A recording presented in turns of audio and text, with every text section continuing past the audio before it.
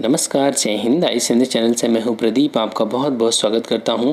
दोस्तों, पिछले वर्षों की तरह इस साल भी BPSC प्रीलिम्स की टेस्ट सीरीज लॉन्च हो चुकी है और ये जो वीडियो है वो 67th BPSC के लिए ये पहला टेस्ट है और उसका ये डिस्कशन वीडियो है। अगर आप टेस्ट सीरीज को ज्वाइन करना चाहते हैं तो डिस्क्रिप्शन में नंबर दिए गए हैं, उन पर आप नंबर पर कॉन्टैक्ट कर सकते हैं और यहाँ पर जो पेपर दिया गया आपको प्रोवाइड किया गया है उसका ये पूरी तरीके से डिस्कशन किया जाएगा। एक एक क्वेश्चन पे हम डिस्कशन करेंगे और उससे जुड़े सभी आयामों पर भी हम बात करेंगे ताकि एग्ज़ाम में कोई भी क्वेश्चन ऐसा ना हो जो आपकी पहुंच से बाहर हो। ठीक है, तो बाकी अगर आप 2-4 क्वेश्चन भी अभी आगे देखते हैं इस वीडियो में तब आपको समझ में आ जाएगा कि हमारा डिस्कशन वीडियो कैसा होने वाला है। ठीक है, चलिए शुरू करते हैं। इसमें हमारा पहला क्वेश्चन है, निम्न में से किस एक शासक को भारत में रॉकेट तकनीकी का खोजकर्ता माना जाता है? रॉकेट तकनीकी का खोजकर्ता किसे माना जाता है? मोहम्मद बिन तुगलक, हैदर अली, राजा जय सिंह, टीपू सुल्तान। तो इसका सही आंसर क्या होगा? टीपू सुल्तान। ठीक है, जब भी टीपू सुल्तान की बात आती है तब जैकोबियन क्लब की बात आती है। जैकोबिन क्लब क्वेश्चन पूछा जाता है कि जैकोबिन क्लब का सदस्य कौन सा भारतीय शासक बना था? कौन था वो? टीपू सुल्तान। ठीक है, जब भी टीपू सुल्तान या हैदर अली की बात होती है तो 4 आंग्ल मैसूर युद्ध की भी चर्चा होती है। 4 आंग्ल मैसूर युद्ध, एंग्लो मैसूर युद्ध, अंग्रेजों का और मैसूर का युद्ध हुआ था। कब कब हुआ था देख लेते हैं एक बार, बहुत ज़रूरी है। 1767 से 69 पहला युद्ध हुआ था, 67 से 69, फिर 1780 से 84 तीसरा हुआ था, 1790 से 92 और चौथा कब हुआ था? 1799। ठीक है, जो 1767 से 1769 के बीच में हुआ था, ये वेरेलस्ट इस समय क्या था? बंगाल का गवर्नर था। ठीक है, क्योंकि शासक भी पूछ लिया जाता है। वेरेलस्ट इस समय बंगाल का गवर्नर था। 80 से 84 के बीच कौन था? वॉरेन हेस्टिंग्स था बंगाल का गवर्नर जनरल। ध्यान से, जब मैंने 67 से 69 बोला तो यहाँ पर मैंने बोला बंगाल का गवर्नर, और जब मैंने 1780 से 84 बोला तो यहाँ पर वॉरेन हेस्टिंग्स बोला। क्यों? क्योंकि 1773 के रेगुलेटिंग एक्ट में क्या हुआ था? बंगाल के गवर्नर को बंगाल का गवर्नर जनरल बना दिया गया और बंगाल का पहला गवर्नर जनरल कौन बना था? Warren Hastings. ठीक है, और 1780 और 84 के बीच में भी वॉरेन हेस्टिंग्स बंगाल का ही गवर्नर जनरल था। क्लियर? अब तीसरा यहाँ पर जो युद्ध हुआ था 1790 से 92 के बीच, इस समय बंगाल का गवर्नर जनरल कौन था? कॉर्नवालिस। के कैसे याद रहेगा? क्योंकि 1793 में क्या हुआ था? स्थायी बंदोबस्त भारत में लागू हुआ था और किसने लागू किया था? कॉर्नवालिस ने। ठीक है, और यहाँ पर जो चौथा है 1799 में आपको पता है हमारे देश में सहायक संधि किसने लागू किया था? वेलेजली ने। ठीक है, और यहाँ पर टीपू सुल्तान को किसने हराया था? यहाँ पर 1799 में जो चौथा आंग्ल मैसूर युद्ध था उसमें टीपू सुल्तान को वेलेजली ने ही हराया था। ठीक है, अब इतना याद हुआ। अब देखिए चारों यहाँ पर संधि भी आपको याद रखनी होगी। जैसे 1967 से 69 के बीच में जब ये पहला आंग्ल मैसूर युद्ध हुआ तो मद्रास की संधि के तहत पहला युद्ध खत्म हुआ, मद्रास की संधि। ठीक है, पहला युद्ध जब हुआ तो मद्रास की संधि, दूसरा युद्ध जब हुआ तो यहाँ पर ये मंगलौर की संधि, तीसरा युद्ध जब हुआ तो श्रीरंगपट्टनम की संधि, श्रीरंगपट्टनम की संधि, और चौथा युद्ध जब हुआ तो टीपू सुल्तान को मार दिया जाता है और ब्रिटिश साम्राज्य में मैसूर को मिला लिया जाता है। इतनी आंग्ल मैसूर युद्ध की घटनाएं आपको याद रखनी है। क्लियर हो गया? चलिए आगे चलते हैं। निम्नलिखित पर विचार करें। क्या बताना है आपको? उपरोक्त संगठनों को उनकी स्थापना के सही कालक्रम में बताना है। अगर आपको ईयर याद है तो आप आसानी से इनका कालक्रम बता देंगे। ठीक है, इनका कालक्रम क्या है? चलिए देख लेते हैं। इंडियन लीग की स्थापना कब हुई? 1875 में। इसके बाद ईस्ट इंडिया एसोसिएशन 1866 में। 1866 में किसने किया था? लंदन में दादा भाई नौरोजी ने। पूना सार्वजनिक सभा, इसकी स्थापना होती है 1870 में। ठीक है, 1870 में महादेव गोविंद रानाडे और गणेश वासुदेव जोशी। ठीक है, MG रानाडे और GV जोशी। इसके बाद है बॉम्बे प्रेसिडेंसी एसोसिएशन, इसकी स्थापना कब होती है? 1885 में। और स्थापना किसने किया? बम्बई की त्रिमूर्ति, अर्थात इसमें 3 लोग शामिल थे। कौन कौन? नाम ध्यान से सुनिएगा, फिरोज शाह मेहता, बदरुद्दीन तैयब जी और के.टी. तैलंग।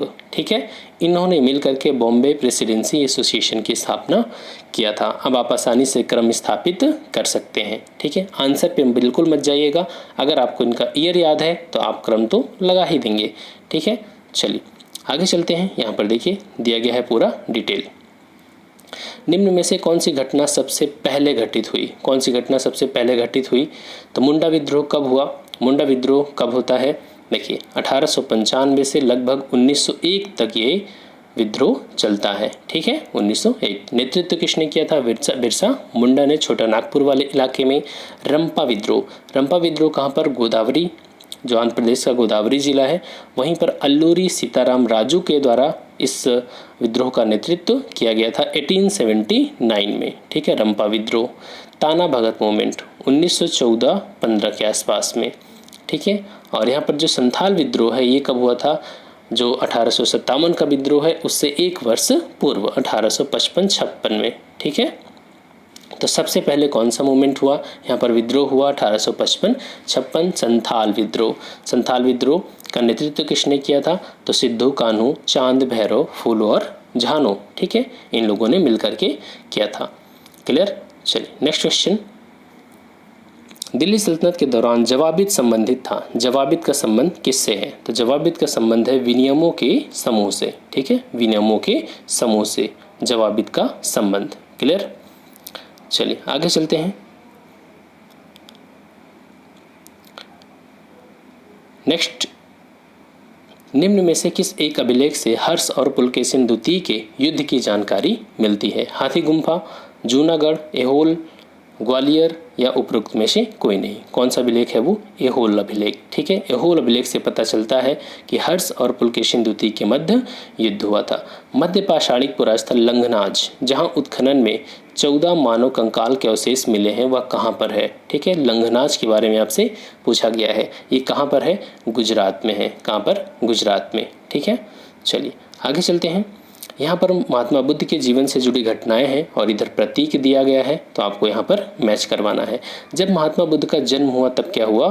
कमल खिल गया। ठीक है, जब बड़े हुए यौवन तो यहाँ पर सांड। ठीक है, गृह त्याग, जब उन्होंने घर छोड़ा तो उसका प्रतीक क्या है?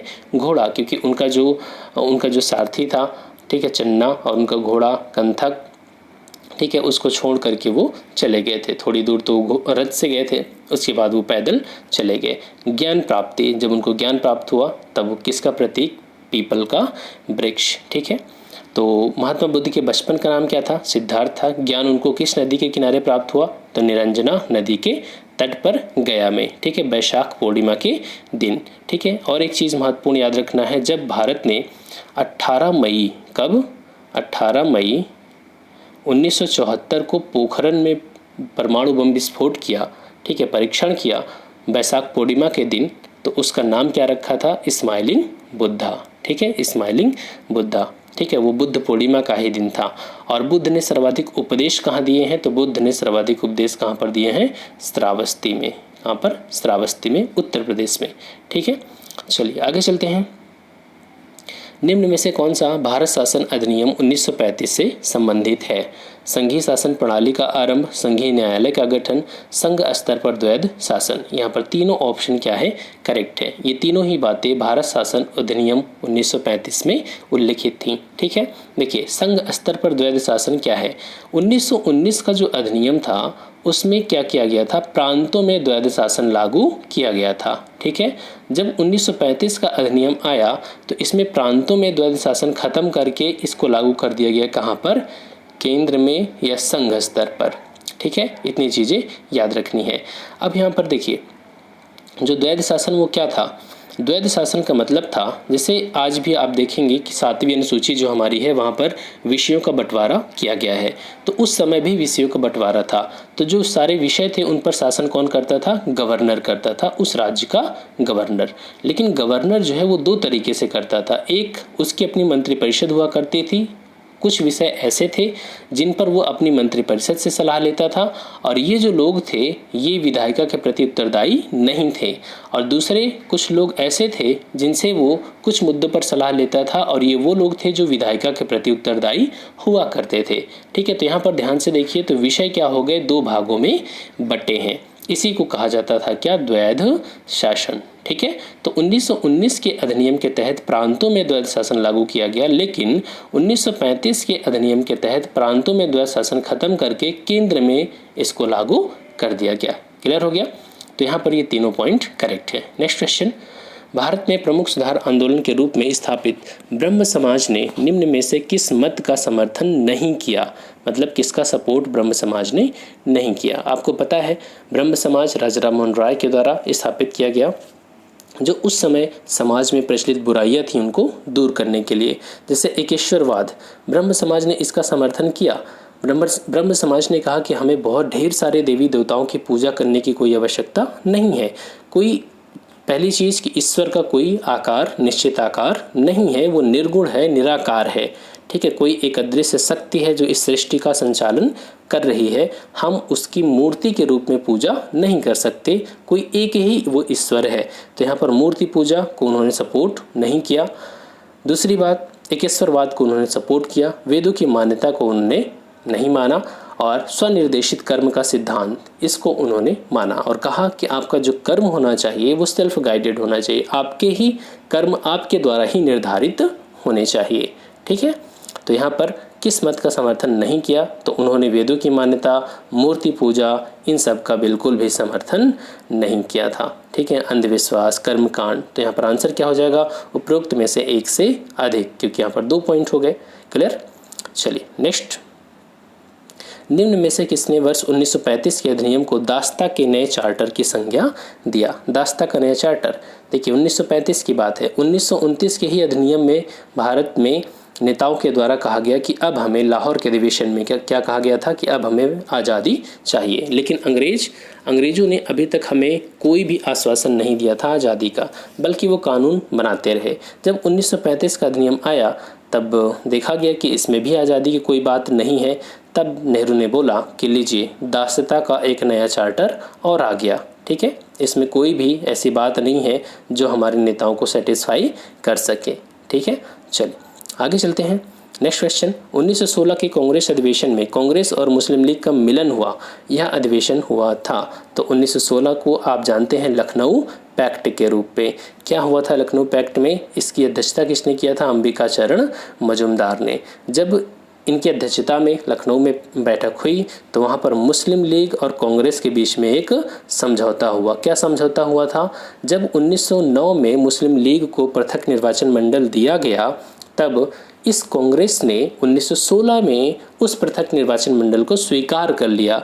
बोले ठीक है, मुस्लिमों के लिए पृथक निर्वाचन मंडल हमें मंजूर है। ठीक है, यही था कांग्रेस और मुस्लिम लीग के बीच में समझौता। लेकिन 1916 में एक और घटना हुई थी इसी अधिवेशन में, जब 1907 में कांग्रेस के उदारवादी और उग्रवादी अलग हो गए थे, सूरत में विभाजन हुआ था, तब इस विभाजन को ख़त्म कर दिया गया। ठीक है, अर्थात इसमें उग्रवादी और उदारवादी फिर से इकट्ठा हो गए, क्योंकि अब उन्हें दोनों को समझ में आ गया था कि हम लोगों ने अपना नुकसान किया है, देश का नुकसान किया है, राष्ट्रीय आंदोलन को कमज़ोर किया है अलग होकर के। ठीक है, चलिए आगे चलते हैं। निम्न में से कौन सी कांग्रेस के अध्यक्ष पद पर आसीन रही, कौन सी महिलाएं। ठीक है, सरोजनी नायडू, एनी बेसेंट, प्रभावती देवी, नेली सेन गुप्ता। तो प्रभावती देवी तो कभी भी कांग्रेस की अध्यक्ष रही नहीं। इसके अलावा सरोजनी नायडू कब रहीं, एनी बेसेंट कब रहीं, नेली सेन गुप्ता कब रहीं। देखिए 1917 में एनी बेसेंट, फिर 17 में 8 जोड़िए सरोजनी नायडू, 1925 में, फिर 1925 में 8 जोड़िए 1933। ठीक है, बहुत ही आसान है। अगर आपसे पूछा जाए कि पहली महिला अध्यक्ष पूछा गया तो एनी बेसेंट हो जाएंगी, कलकत्ता अधिवेशन 1917। इन्होंने होम रूल लीग आंदोलन चलाया था, एनी बेसेंट और तिलक ने। ये गिरफ्तार हो गई थी, तो जब ये गिरफ्तारी के बाद जब ये छूटी 1917 में, तो इनकी लोकप्रियता चरम पर थी। तो गांधी जी ने कहा कि क्यों ना इन्हें ही कांग्रेस का अध्यक्ष बनाया जाए। तब जाकर के एनी बेसेंट को कांग्रेस का अध्यक्ष बनाया गया। कलकत्ता अधिवेशन की अध्यक्षता किया था 1917 में। इसके बाद 8 जोड़िए 1925, फिर कानपुर में सरोजिनी नायडू ने कांग्रेस की अध्यक्षता किया। और पहली भारतीय महिला अध्यक्ष, अगर आपसे ये पूछा जाए कि पहली भारतीय महिला अध्यक्ष जिन्होंने कांग्रेस की अध्यक्षता किया तो सरोजिनी नायडू। अगर पहली महिला अध्यक्ष पूछा जाए तो एनी बेसेंट। नेक्स्ट यहाँ पर प्रथम अंग्रेज महिला अध्यक्ष पूछा जाए तो श्रीमती नेल्ली सेन गुप्ता। ठीक है, कलकत्ता अधिवेशन की अध्यक्षता किया था। 25 में 8 जोड़ेंगे तो 1933। तो 1917 में 8, 1925 हो गया। 8 ऐड करिए, फिर 8 ऐड करिए 25 में तो 1933। क्रम याद हो गया। और यहाँ पर ट्रिपल के है, कलकत्ता, कानपुर, कलकत्ता। ठीक है, चलिए नेक्स्ट क्वेश्चन। मुगल काल में अथर्ववेद का फारसी में अनुवाद किया गया था, किसके द्वारा? तो मुगल काल में अथर्ववेद का फारसी में अनुवाद इब्राहिम सरहिंदी के द्वारा किया गया था। ठीक है, इब्राहिम सरहिंदी के द्वारा। नेक्स्ट क्वेश्चन, निम्न सामाजिक संस्थाओं में से किस एक की स्थापना बाद में हुई थी? तो ठीक है, देख लेते हैं। आर्य समाज की स्थापना कब होती है? 1875 में। किसने किया था? स्वामी दयानंद सरस्वती। ब्रह्म समाज 1828 में। किसने किया था? राजा राममोहन रॉय ने। रामकृष्ण मिशन 1897। किसने किया था? स्वामी विवेकानंद। और प्रार्थना समाज 1867। ठीक है, प्रार्थना समाज। अब यहाँ पर पूछा क्या गया, किस एक की स्थापना सबसे बाद में हुई? तो सबसे बाद में किसकी हुई? रामकृष्ण मिशन की। ठीक है, प्रार्थना समाज आत्माराम पांडुरंग 1867। तो सबसे बाद में किसकी हुई? रामकृष्ण मिशन 1897, स्वामी विवेकानंद। क्लियर हो गया।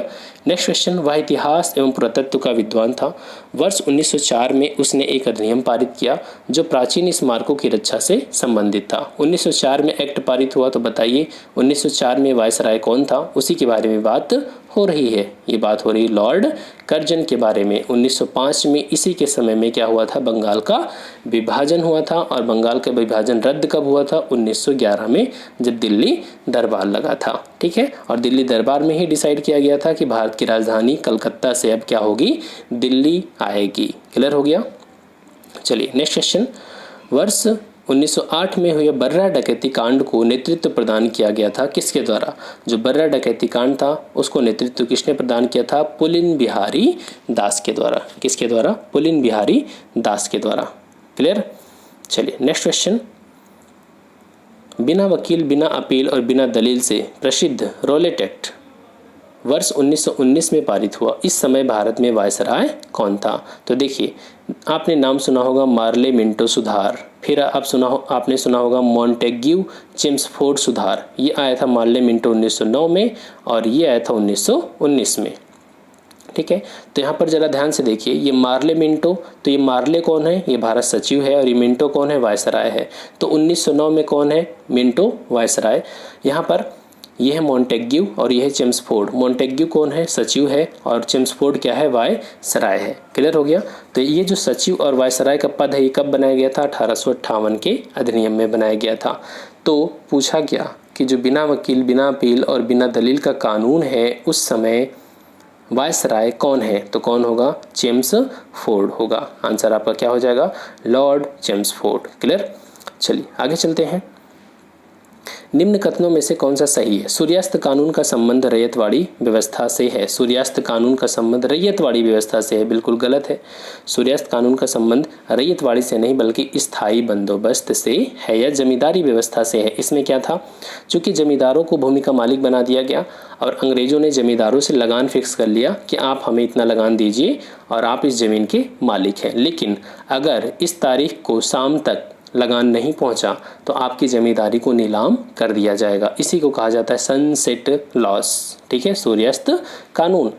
यहाँ पर दूसरा जो पॉइंट है, उत्तर भारत में भू राजस्व व्यवस्था का जनक मार्टिन बर्ड को माना जाता है। तो ये ऑप्शन क्या है? करेक्ट है। ठीक है, चलिए नेक्स्ट। भारत में ब्रिटिश उपनिवेशवाद के किस काल को, अच्छा हाँ, यहाँ पर एक चीज़ और देख लीजिए, जो तीनों जो राजस्व व्यवस्था है, भू राजस्व व्यवस्था, उसके बारे में बात कर लेते हैं। स्थायी बंदोबस्त, ठीक है, जिसको परमानेंट सेटलमेंट भी कहते हैं। स्थायी बंदोबस्त की बात आता है यहाँ पर रैयतवाड़ी और फिर यहाँ पर महालवाड़ी। ठीक है, जो स्थायी बंदोबस्त है उसमें भूमि का मालिक कौन? जमींदार। रैयतवाड़ी में भूमि का मालिक कौन? वही किसान, ठीक है। और यहाँ पर महालवाड़ी में भूमि का मालिक कौन? गांव, ठीक है। स्थायी बंदोबस्त भारत के कितने परसेंट एरिया पर लागू थी? 19%। रैयतवाड़ी 51% और महालवाड़ी कितने परसेंट एरिया पर लागू थी? 30%। 19 जो स्थायी बंदोबस्त है वो बंगाल, बिहार, उड़ीसा, इसके अलावा बनारस डिवीजन और उत्तरी कर्नाटक। रैयतवाड़ी व्यवस्था साउथ इंडिया में आप चले जाइए, रैयतवाड़ी व्यवस्था में जो 2 प्रेसिडेंसी बच गई हैं, मद्रास और बम्बई, इसके अलावा असम में, ठीक है। और महाल जो है, महाल का मतलब होता है गांव, ये यूपी, एमपी, पंजाब, इस एरिया में लागू थी। क्लियर? चलिए आगे चलते हैं। भारत में ब्रिटिश उपनिवेशवाद के किस काल को व्यापारिक एकाधिकार के रूप में आर्थिक डकैती का प्रत्यक्ष उदाहरण माना जाता है? जब आप भारत में उपनिवेशवाद पढ़ते हैं तो उसके 3 चरणों की बात होती है। पहला व्यापारिक एकाधिकार, या इसी को क्या कहा जाता है? वाणिज्यिक उपनिवेशवाद की अवस्था। जब अंग्रेजों ने प्लासी युद्ध जीता तो उसके बाद उन्होंने व्यापार पे बहुत ज़्यादा बल दिया, और ये नीति कब तक चलती रही? 1757 से 1813, जब तक कि उनका व्यापारिक एकाधिकार खत्म नहीं किया गया था। 1813 के ही चार्टर एक्ट में चाय और चीन के साथ व्यापार को छोड़ करके कंपनी के व्यापारिक एकाधिकार को खत्म कर दिया गया, ठीक है। इसी को वाणिज्यिक उपनिवेशवाद का चरण माना जाता है। इसके बाद 1813 के बाद क्या होता है? 1813 से 1858, आप जब वर्ल्ड हिस्ट्री पढ़ते हैं तो आपको पता है कि 1800 के बाद ही इंग्लैंड में क्या होती है? औद्योगिक क्रांति, और तेजी से रफ्तार पकड़ती है। तब यहाँ पर अंग्रेज भारत में मुक्त व्यापार की नीति लागू करते हैं, मतलब अब वो लोग उद्योग पर ज़्यादा बल दे रहे हैं, ठीक है। भारत से चीज़ों का निर्यात, कच्चे माल का निर्यात तेजी से कर रहे हैं। तो यहाँ पर ये हो गया औद्योगिक उपनिवेशवाद का चरण 1858 तक। इसके बाद क्या होता है? 1858 से 1947 तक तीसरा चरण। इसके बाद आता है वित्तीय पूंजीवाद का चरण। इस समय तक अंग्रेज क्या करते हैं? भारत में जो जैसे मैन्युफैक्चरिंग पर ज़्यादा बल देंगे, बीमा पर बल देंगे, ठीक है, जहाजरानी उद्योग, इन सब पर बल देना शुरू करते हैं, ठीक है, शेयर वगैरह। तो ये 3 चरण हो गए। तो यहाँ पर पूछा गया व्यापार एकाधिकार, व्यापार के रूप में आर्थिक डकैती, तो कौन सा चरण हुआ? व्यापार की बात हो रही है तो वो वाणिज्यिक उपनिवेशवाद का चरण, ठीक है। चलिए नेक्स्ट क्वेश्चन। कांग्रेस का आंदोलन ना तो लोगों के द्वारा प्रेरित था, ना ही उनके द्वारा या सोचाबद्ध किया गया था। ये बात किसने कही थी? सर सैयद अहमद खान ने कही थी, ठीक है।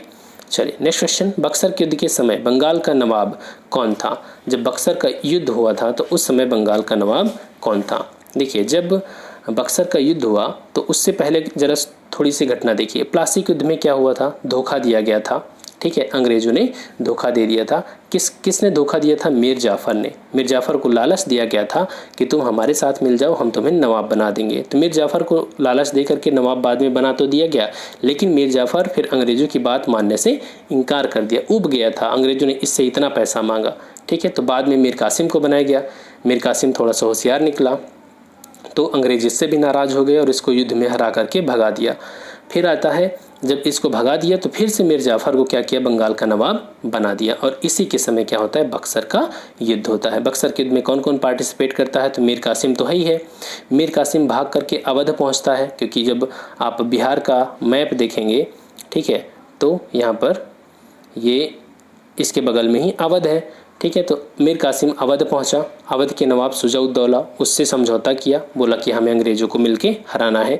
फिर ये लोग पहुंचे किसके पास? मुगल सम्राट शाह आलम द्वितीय या अली गौहर के पास।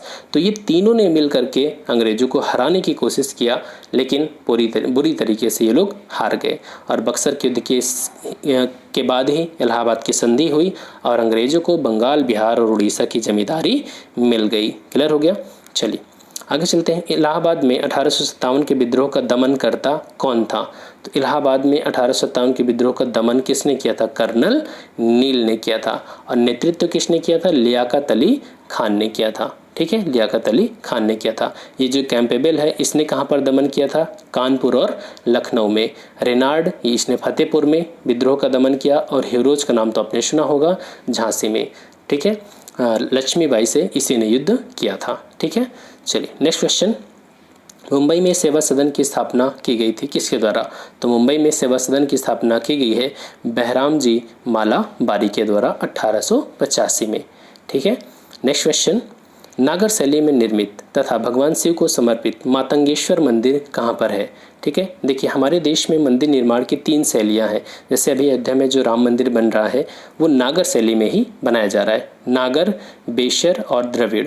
जो उत्तर भारत के मंदिर है वो नागर शैली से निर्मित है और जो साउथ इंडिया के मंदिर है वो द्रविड़ शैली में, और जो बीच में है जैसे महाराष्ट्र वगैरह एरिया, यहाँ पर नागर और द्रविड़ दोनों के लक्षण देखने को मिलते हैं इन मंदिरों में।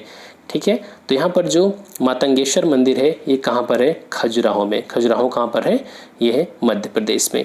ठीक है, ये छतरपुर में है, एमपी में। और जो खजुराहो में मंदिर है वो हिंदू और जैन धर्म से संबंधित है। ठीक है, और खजुराहो के मंदिरों को किसने बनाया? चंदेल शासकों ने इसका निर्माण करवाया है।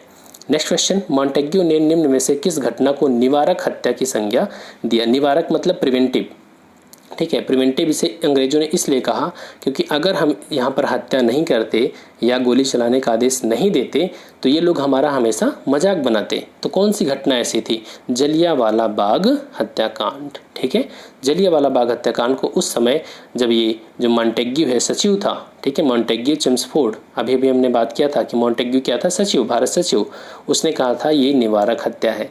ठीक है, चलिए नेक्स्ट क्वेश्चन। और जलियांवाला बाग हत्याकांड कब हुआ था? 13 अप्रैल 1919 को ये लोग इकट्ठा हुए थे। बैसाखी का त्यौहार भी मना रहे थे। साथ ही सैफुद्दीन किचलू और डॉक्टर सत्यपाल उनकी गिरफ्तारी का विरोध भी कर रहे थे।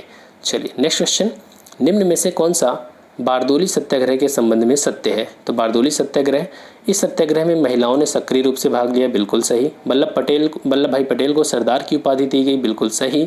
यह एक अहिंसात्मक कृषक आंदोलन था, बिल्कुल सही। तो यहाँ पर तीनों ऑप्शन क्या है? करेक्ट है, क्योंकि यहीं पर वल्लभ भाई पटेल को सरदार की उपाधि भी दी गई थी। ठीक है, मुगल सम्राट द्वारा नियुक्त बंगाल का अंतिम गवर्नर कौन था? नेक्स्ट क्वेश्चन, मुगल सम्राट द्वारा नियुक्त बंगाल का अंतिम गवर्नर कौन था? तो यहाँ पर क्या हो जाएगा? मुर्शिद कुली खान। मुर्शिद कुली खान जो बंगाल का अंतिम गवर्नर था जिसे मुगल सम्राट ने नियुक्त किया था। इसके बाद क्या हुआ? जो गवर्नर हुआ करते थे वो सब वंशानुगत होने लगे। ठीक है, चलिए नेक्स्ट क्वेश्चन। यहाँ समाचार पत्र है और यहाँ पर संपादक है, आपको बताना है। दिग्दर्शन, दिग्दर्शन के संपादक कौन? मार्समैन। सोम प्रकाश ईश्वरचंद विद्यासागर। हिंदू पैट्रियट, गिरीश चंद्र घोष और हरिश्चंद्र मुखर्जी। एक नाम और आपको याद रखना है हिंदू पैट्रियट के साथ, गिरीश चंद्र घोष। इसके बाद कॉमनवेल्थ और न्यू इंडिया, ये किसके हैं? Annie Besant. कॉमनवेल्थ और न्यू इंडिया, जबकि यंग इंडिया किसका है? महात्मा गांधी। क्लियर? चलिए नेक्स्ट क्वेश्चन। एकमात्र गवर्नर जनरल जिसकी समाधि भारत में स्थित है वो कौन है? यहाँ पर लॉर्ड कॉर्नवालिस है। कॉर्नवालिस की समाधि भारत में है, कहाँ पर? गाजीपुर में। गाजीपुर उत्तर प्रदेश में है। और कॉर्नवालिस को किस लिए स्पेशली जाना जाता है? स्थायी बंदोबस्त लागू करने के लिए। नेक्स्ट क्वेश्चन, निम्न युगों में से कौन सा एक सही सुमेलित नहीं है? सतारा, ये देखिए डलहौजी के द्वारा हड़पे गए राज्य है। हड़प की नीति किसने अपनाई थी? डलहौजी ने। क्यों? उसने कहा था कि अगर किसी राज्य में जो भी शासक हैं भारत में, अगर उनका कोई जैविक पुत्र नहीं है तो अगर उन्होंने गोद लिया है कोई पुत्र तो हम उसको मान्यता नहीं देंगे उत्तराधिकार के रूप में। ठीक है, उत्तराधिकारी के रूप में। तो और उसको, उस राज्य को, ये जो अंग्रेज थे, डलहौजी था, वो ब्रिटिश साम्राज्य में मिला लेता था। तो सतारा, झांसी, संबलपुर, नागपुर, ये सभी अंग्रेजों के द्वारा हड़प की नीति के तहत ब्रिटिश साम्राज्य में मिला लिए गए थे। तो सतारा 1848 सही। यहाँ पर संबलपुर जो है ये गलत है। संबलपुर 1849 में ब्रिटिश नीति में, ब्रिटिश साम्राज्य में मिलाया गया था। क्लियर? चलिए नेक्स्ट क्वेश्चन। निम्न में से कौन सा एक बम्बई प्रेसिडेंसी एसोसिएशन का संस्थापक सदस्य नहीं था? ठीक है, अभी हम डिटेल में बात कर चुके हैं। तो जब भी बात होगी बम्बई प्रेसिडेंसी एसोसिएशन की तो आपको त्रिमूर्ति याद आना चाहिए। कौन? त्रिमूर्ति। त्रिमूर्ति में कौन था? केटी तेलंग, बदरुद्दीन तैयब जी, फिरोज शाह मेहता। यहाँ पर एमजी रानाडे का संबंध इससे नहीं है। क्लियर? चलिए नेक्स्ट क्वेश्चन। निम्न में से किस अधिवेशन में दादा भाई नौरोजी ने पहली बार स्वराज की मांग किया था? तो पहली बार दादा भाई नौरोजी ने स्वराज की मांग कब किया था? कलकत्ता के कांग्रेस अधिवेशन 1906 में। ठीक है, दादा भाई नौरोजी ने 3 बार कांग्रेस की अध्यक्षता किया था। कब कब? 1886 कलकत्ता अधिवेशन, इसके बाद 1893 ये हुआ था लाहौर में 1893, और इसके बाद 1906 में फिर से कलकत्ता में। ठीक है। तो 3 बार दादा भाई नौरोजी ने अध्यक्षता किया था और 1906 में इन्होंने पहली बार स्वराज की मांग किया। नेक्स्ट क्वेश्चन, दिगंबर विश्वास विष्णु विश्वास का संबंध किससे है? तो ये नील विद्रोह से संबंधित है यहाँ पर दिगंबर विश्वास और विष्णु विश्वास, क्योंकि इन्हीं के नेतृत्व में ही ये नील विद्रोह शुरू किया गया था। ठीक है, चलिए नेक्स्ट क्वेश्चन, यहाँ पर आपको बताना है विद्रोह स्थल और नेतृत्व किसने किया था। लखनऊ में 1857 के विद्रोह का नेतृत्व बेगम हजरत महल, बिल्कुल सही। असम में मनीराम दत्त, बिल्कुल सही। बरेली में लियाकत अली, गलत, क्योंकि अभी हम पहले ही बात कर चुके हैं कि लियाकत अली खान ने उत्तर इलाहाबाद या प्रयागराज में 1857 के विद्रोह का नेतृत्व किया था। तो बरेली में किसने किया? खान बहादुर खान ने। और बरेली में इस विद्रोह का दमन फिर किसने किया था? तो विंसेंट आयर ने किया था। ठीक है, विंसेंट आयर ने। क्लियर? चलिए नेक्स्ट क्वेश्चन, ठीक है, यहाँ पर 261 BC में घटित कलिंग युद्ध का विवरण अशोक के किस शिलालेख से प्राप्त होता है? तो आप जानते हैं ये 13वें शिलालेख से प्राप्त होता है। ठीक है, चलिए, वैदिक काल में प्रश्न विनाशक शब्द का प्रयोग किया गया था। किस लिए? प्रश्न विनाशक शब्द का प्रयोग किसके लिए किया जाता था? न्यायाधीशों के लिए किया जाता था। ठीक है, न्यायाधीशों के लिए। नेक्स्ट क्वेश्चन, बौद्ध धर्म में त्रिरत्नों में निम्न में से कौन एक सम्मिलित नहीं था? आपको पता है कि बौद्ध धर्म में त्रिरत्न का कॉन्सेप्ट है। उसमें क्या कहा जाता है? बुद्धम शरणम गच्छामि, संघम शरणम गच्छामि और धम्मम शरणम गच्छामि। तो यहाँ पर जो प्रतीत समुत्पाद है, ये वर्ड यहाँ पर त्रिरत्न में शामिल नहीं है। क्लियर? चलिए नेक्स्ट क्वेश्चन, निम्न में से कौन से सम्राट हर्ष की रचनाएं हैं? सम्राट हर्ष की रचनाएं, देखिए, कादम्बरी और हर्ष चरित्र, ये हर्ष के दरबारी कवि बाणभट्ट की रचनाएं हैं। जबकि रत्नावली, नागानंद, प्रियदर्शिका, ये किसकी रचनाएं हैं? हर्ष की रचनाएं हैं। ठीक है, इतना ध्यान रखना है। नेक्स्ट क्वेश्चन, निम्न में से कौन सा डचों के द्वारा स्थापित व्यापारिक केंद्रों के संबंध में सत्य है? ऑप्शन नंबर 1 क्या कहता है कि डच व्यापारिक व्यवस्था कार्टेल पर आधारित थी। कार्टेल का मतलब क्या होता है? ग्रुप, समूह होता है। ठीक है, तो यहाँ पर ये ऑप्शन सही है। इसके बाद पोर्टो नोवा एक समृद्ध कपड़ा उत्पादन केंद्र था, तो ये भी सही है। ठीक है, तो यहाँ पर दोनों ऑप्शन क्या हैं? करेक्ट है। नेक्स्ट क्वेश्चन यहाँ पर है, एक्सला-शापेल की संधि के द्वारा किस युद्ध का अंत हुआ? देखिए, जब आप ये पढ़ते हैं तो यहाँ पर 3 कर्नाटक युद्ध के बारे में भी देखना होता है। 3 कर्नाटक युद्ध कब कब हुए थे? 1746 से 48 के बीच में। ये क्वेश्चन बार बार पूछे जाते हैं। 1746 से 48। इसके बाद एक तुरंत अगले साल भी शुरू हो गया था, 1749 से लेकर के 1754। और तीसरा जो हुआ था 1758 से लेकर के 1763। ठीक है, 1746 से 48 का जो युद्ध था, ये ऑस्ट्रिया के उत्तराधिकार को लेकर लड़ा गया था। और किस संधि के तहत खत्म हुआ था? तो एक्सला-शापेल की संधि के तहत खत्म हुआ था। इसको पहला आंग्ल कर्नाटक युद्ध भी कहते हैं, पहला कर्नाटक युद्ध भी कहते हैं, या आंग्ल फ्रांसीसी युद्ध भी कहा जाता है। लेकिन ध्यान रखना, इसी को हम सेंट टोमे का युद्ध भी कहते हैं। जो दूसरा युद्ध हुआ था 1749 से 54 के बीच में, ये हैदराबाद और कर्नाटक में नवाब का जो पद होता था या उत्तराधिकार का मुद्दा था, उस पर ये दोनों ब्रिटिश कंपनी और फ्रांसीसी कंपनी एक दूसरे से लड़ गई। ठीक है, और पौंडीचेरी का जब संधि हुई तब ये युद्ध खत्म हुआ। तीसरा 1758 से 63 के बीच में यूरोप में सप्तवर्षीय युद्ध चल रहा था। तो दुनिया में कहीं पर भी ब्रिटेन और फ्रांस लड़ते थे तो ये भारत में भी दोनों लड़ जाते थे। तो फाइनली पेरिस की संधि के तहत ये युद्ध खत्म हुआ। ठीक है, तो इतनी चीज़ें आपको याद रखनी है। तो एक्सला-शापेल की संधि के तहत कौन सा युद्ध खत्म हुआ? पहला कर्नाटक युद्ध या सेंट टोमे का युद्ध। क्लियर? चलिए नेक्स्ट क्वेश्चन, निम्न मुगल सम्राटों में से किस एक ने औरंगजेब द्वारा लगाए गए जजिया कर को ख़त्म कर दिया? देखिए, जजिया कर के बारे में मैं आपको यहाँ पर 2 मिनट में सारी चीज़ें बताऊंगा। नेक्स्ट सीरीज़ में, टेस्ट सीरीज़ में जो भी क्वेश्चन जजिया से आएंगे, आप कभी भी किसी भी एग्ज़ाम में गलत नहीं करोगे। देखिए, जजिया कर भारत में सबसे पहली बार किसने लगाया था? मोहम्मद बिन कासिम ने 712 में। जजिया कर वैसे है क्या?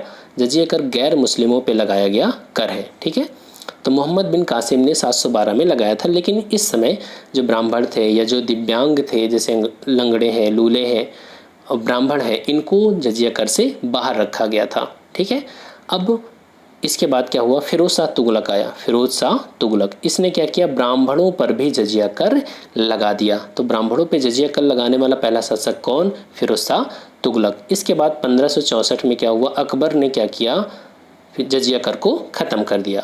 जब अकबर ने जजिया कर को ख़त्म कर दिया तो इसके बाद अकबर के बाद जब औरंगजेब आया 1674 में, ठीक है, यहाँ पर मैं क्रम नहीं बता रहा हूँ कि अकबर के बाद तुरंत औरंगजेब आया, ठीक है, बस यहाँ पर जजिया कर से रिलेटेड क्रम की बात हो रही है। तो जब औरंगजेब सम्राट बना तो 1674 में उसने क्या किया, फिर से जजिया कर को लागू कर दिया। अब जब औरंगजेब के बाद 1713 में फर्रुखसियर आया, ठीक है, 1713 में फर्रुखसियर, इसने क्या किया, जजिया कर को ख़त्म कर दिया। 1713 में फर्रुखसियर शासक बना तो उसने जजिया कर को ख़त्म कर दिया, लेकिन 1717 में फिर से उसने उसी फर्रुखसियर ने जजिया कर को लागू कर दिया। अब इसके बाद लास्ट में आता है मोहम्मद शाह।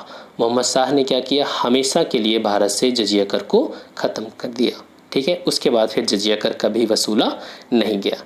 नेक्स्ट क्वेश्चन, यहाँ पर बताया गया अष्टप्रधान मंत्रिपरिषद और उसके कार्य। जब मराठा साम्राज्य पढ़ते हैं तो वहाँ पर अष्टप्रधान का कॉन्सेप्ट आता है। देखिए, जो सुमंत हुआ करते थे वो विदेश सचिव हुआ करते थे, या विदेश मंत्री कह लीजिए, सही है। पंडित राव ये धार्मिक मामलों में राज्य का परामर्शदाता था, बिल्कुल करेक्ट है। यहाँ पर जो चिटनीस था या सुरनीस, ये पत्राचार विभाग का प्रमुख था, तो यहाँ पर ये भी सही है। यहाँ पर जो सभी ऑप्शन है वो करेक्ट है, 1, 2 एंड 3। चलिए नेक्स्ट क्वेश्चन, निम्न नगरों में से किस एक नगर का संबंध महावीर से नहीं है। तो महावीर स्वामी ये जैन धर्म से संबंधित है। वैशाली, चंपा, लुम्बिनी और पावापुरी, ठीक है। तो देख लेते हैं यहाँ पर जो लुम्बिनी है, लुम्बिनी का संबंध किससे है। तो लुम्बिनी यहाँ पर महात्मा बुद्ध का जन्म, ठीक है। बाकी देखेंगे वैशाली, चंपा, पावापुरी ये सभी किससे संबंधित हैं, भगवान महावीर से संबंधित हैं, क्योंकि जो महावीर स्वामी का जन्म है वो कहाँ हुआ था, पावापुरी में हुआ था, ठीक है। निर्माण उनको कहाँ मिला था, और जन्म पावापुरी। और देखिए चंपा में किस लिए जाना जाता है, उपदेश के लिए जाना जाता है। और वैशाली में क्या हुआ था, उनका जन्म हुआ था।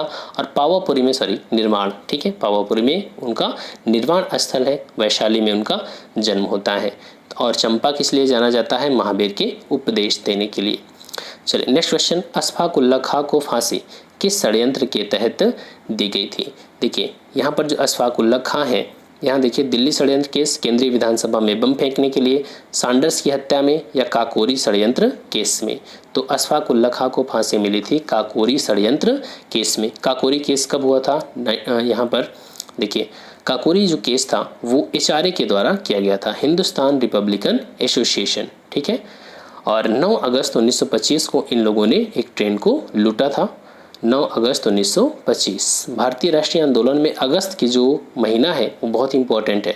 9 अगस्त 1925 को काकोरी ट्रेन डकैती हुई, HRA के द्वारा इस घटना को अंजाम दिया गया। 29 लोगों को गिरफ्तार किया गया। 29 लोगों में ध्यान से देखिएगा, राम प्रसाद बिस्मिल, रोशन लाल, राजेंद्र लाहिड़ी और अशफाक उल्लाह खां, ठीक है, अशफाक उल्लाह खां, इन लोगों को क्या किया गया, फांसी दे दी गई, ठीक है। और चंद्रशेखर आज़ाद फरार हो गए, लेकिन चंद्रशेखर आज़ाद को फाइनली इलाहाबाद प्रयागराज में 27 फरवरी 1931 को अंग्रेजों ने घेर लिया और वो शहीद हो गए, ठीक है, 27 फरवरी 1931 को। और अगले महीने 23 मार्च 1931 को भगत सिंह, सुखदेव, राजगुरु को फांसी की सज़ा दी जाती है। क्लियर। चलिए आगे चलते हैं। निम्न कथनों पर विचार करें। आपको बताना है यहाँ पर क्या सत्य कथन है, कौन से सत्य कथन है। मोहम्मद बिन तुगलक ने दीवाने कोही विभाग की स्थापना किया, बिल्कुल सही। दीवाने कोही का संबंध किससे था, कृषि। फिरोज शाह तुगलक के द्वारा इक्तादारी व्यवस्था को अनुवांशिक कर दिया गया, ये भी सही है। तो यहाँ पर कौन से ऑप्शन सही हैं, ए और बी दोनों, या 1 और 2 दोनों। नेक्स्ट क्वेश्चन, भारत के स्वतंत्रता संघर्ष के दौरान निम्न घटनाओं को क्रमानुसार लगाएं। तो चलिए देख लेते हैं, क्रम में सजा देते हैं। नेहरू रिपोर्ट कब आई, 1928 में। 1928 में ही मोतीलाल नेहरू की अध्यक्षता में एक समिति का गठन किया गया था और 1928 में ही इन्होंने अपनी रिपोर्ट दिया। साइमन कमीशन का गठन होता है 1927 में और भारत कब आता है, ये 1928 में, ठीक है, 3 फरवरी 1928 को ये भारत में आता है, मुंबई में। दांडी यात्रा 66 बीपीएससी में पूछा गया था कि दांडी यात्रा कितने दिन तक चली थी। तो कब से शुरुआत हुई थी इसकी, 12 मार्च से लेकर के 5 अप्रैल तक 1930, ठीक है। इसके बाद कम्युनल अवार्ड में क्या हुआ था, ये घटना हुई थी 16 अगस्त को, ठीक है, यहाँ पर आप देख सकते हैं पूरी डिटेल दी गई। अगस्त 1932 देखिए साइमन कमीशन आया 1927, फिर नेहरू रिपोर्ट 1928, साइमन कमीशन का गठन, ठीक है, दांडी यात्रा 1930 और कम्युनल अवार्ड अगस्त 1932। क्रम लगाना बहुत ही आसान है। ये घटनाएं जो हैं आपस में सारी जुड़ी हैं, इसलिए लिंक बनाना यहाँ पर आसान हो जाता है। नेक्स्ट क्वेश्चन, कांग्रेस के 1905 के बनारस अधिवेशन के संबंध में विचार करें। बनारस की अधिवेशन की बात हो रही है, इसकी अध्यक्षता दादा भाई नौरोजी ने किया। गलत ही हो गया क्योंकि 1906 में उन्होंने कांग्रेस की अध्यक्षता किया था, ठीक है। तो बनारस अधिवेशन की अध्यक्षता दादा भाई नौरोजी ने नहीं किया था। इस अधिवेशन में गोपाल कृष्ण गोखले को विपक्ष के नेता का पद दिया गया, बिल्कुल सही। और यहाँ पर जो नेक्स्ट पॉइंट है वो स्वदेशी को बंगाल के बाहर विस्तारित करने का निर्णय किया गया, बिल्कुल सही है। तो यहाँ पर ऑप्शन नंबर 1 गलत है और यहाँ पर 2 और 3 करेक्ट हो जाएगा। तो 1905 में जो बनारस अधिवेशन था उसकी अध्यक्षता किसने किया था? गोपाल कृष्ण गोखले ने किया था, करेक्ट। चलिए नेक्स्ट क्वेश्चन, सम्राट अशोक के कलिंग युद्ध के बारे में बताना है, कौन सा कथन असत्य है? ठीक है, सत्य और असत्य पे आपको जरूर फोकस करना है। कई बार कुछ सवाल ऐसे होते हैं जो एग्जाम हाल में हमारे ऐसे ही गलत हो जाते हैं, हमें वहाँ पर असत्य लिखा होता है लेकिन सत्य से ज़्यादा क्वेश्चन पूछे जाते हैं तो हमें लगता है कि वहाँ पर भी सत्य ही पूछा गया है। तो अशोक ने राजा बनने के बाद केवल एक युद्ध किया, बिल्कुल सही। इसकी विदेश नीति धम्म घोष के आदर्श से प्रेरित थी, बिल्कुल सही। कलिंग युद्ध राज्याभिषेक के 8 वर्ष के बाद किया गया, ये भी सही है। और यहाँ पर इस युद्ध का वर्णन 11वें शिलालेख में किया गया, गलत हो गया। 11वें शिलालेख में नहीं किया था, उसने 13वें शिलालेख में बताया था, ठीक है, कलिंग युद्ध के बारे में। नेक्स्ट क्वेश्चन, अखिल भारतीय अस्पृश्यता विरोधी लीग का गठन किया गया। अखिल भारतीय अस्पृश्यता विरोधी लीग, इसका गठन किसने किया था? महात्मा गांधी जी के द्वारा, ठीक है। ऐसा लग रहा होगा कि दलितों के उत्थान के बारे में है तो ये भीमराव अम्बेडकर जी नहीं, भीमराव अम्बेडकर साहब ने बहिष्कृत हितकारिणी सभा का गठन किया था। किसका? बहिष्कृत हितकारिणी सभा। और ज्योतिबा फुले नाम जानते होंगे, सत्यशोधक समाज की स्थापना किया था। चलिए नेक्स्ट क्वेश्चन, पुनर्गठित अंतरिम कैबिनेट 1946 में वित्त मंत्री थे। पुनर्गठित लिखा है, ठीक है। जब यहाँ पर अंतरिम सरकार बनी थी भारत में 1946 में, जवाहरलाल नेहरू को प्रधानमंत्री बनाया गया तो मुस्लिम लीग ने उसमें शामिल होने से इनकार कर दिया। बाद में जब उसकी आंख खुली तो लगा कि लाओ चलो कुछ ही मिल जाए यहाँ से, तब ये मुस्लिम लीग सरकार में शामिल हो गई और मुस्लिम लीग के लियाकत अली खान को क्या बनाया गया? वित्त मंत्री बनाया गया था। और ये ऐसे थे कि इस सरकार को काम भी नहीं करने दे रहे थे, सरकार का फंड ही नहीं जारी करते थे, इसलिए भारत सरकार जो थी वो और परेशान थे मुस्लिम लीग से, ठीक है। तो इसलिए कहा गया था कि चलो इनको बेहतर है कि पाकिस्तान ये ले ले, कम से कम भारत के विकास को तो ना रोकें, ठीक है। चलिए आगे चलते हैं।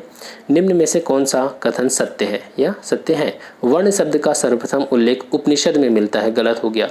ये मिलता है ऋग्वेद में। ऋग्वेद का जब 10वां मंडल देखेंगे तो वहाँ पर पुरुष सूक्त का वर्णन है और उसमें ब्राह्मण, क्षत्रिय, वैश्य और शूद्र की बात की गई है।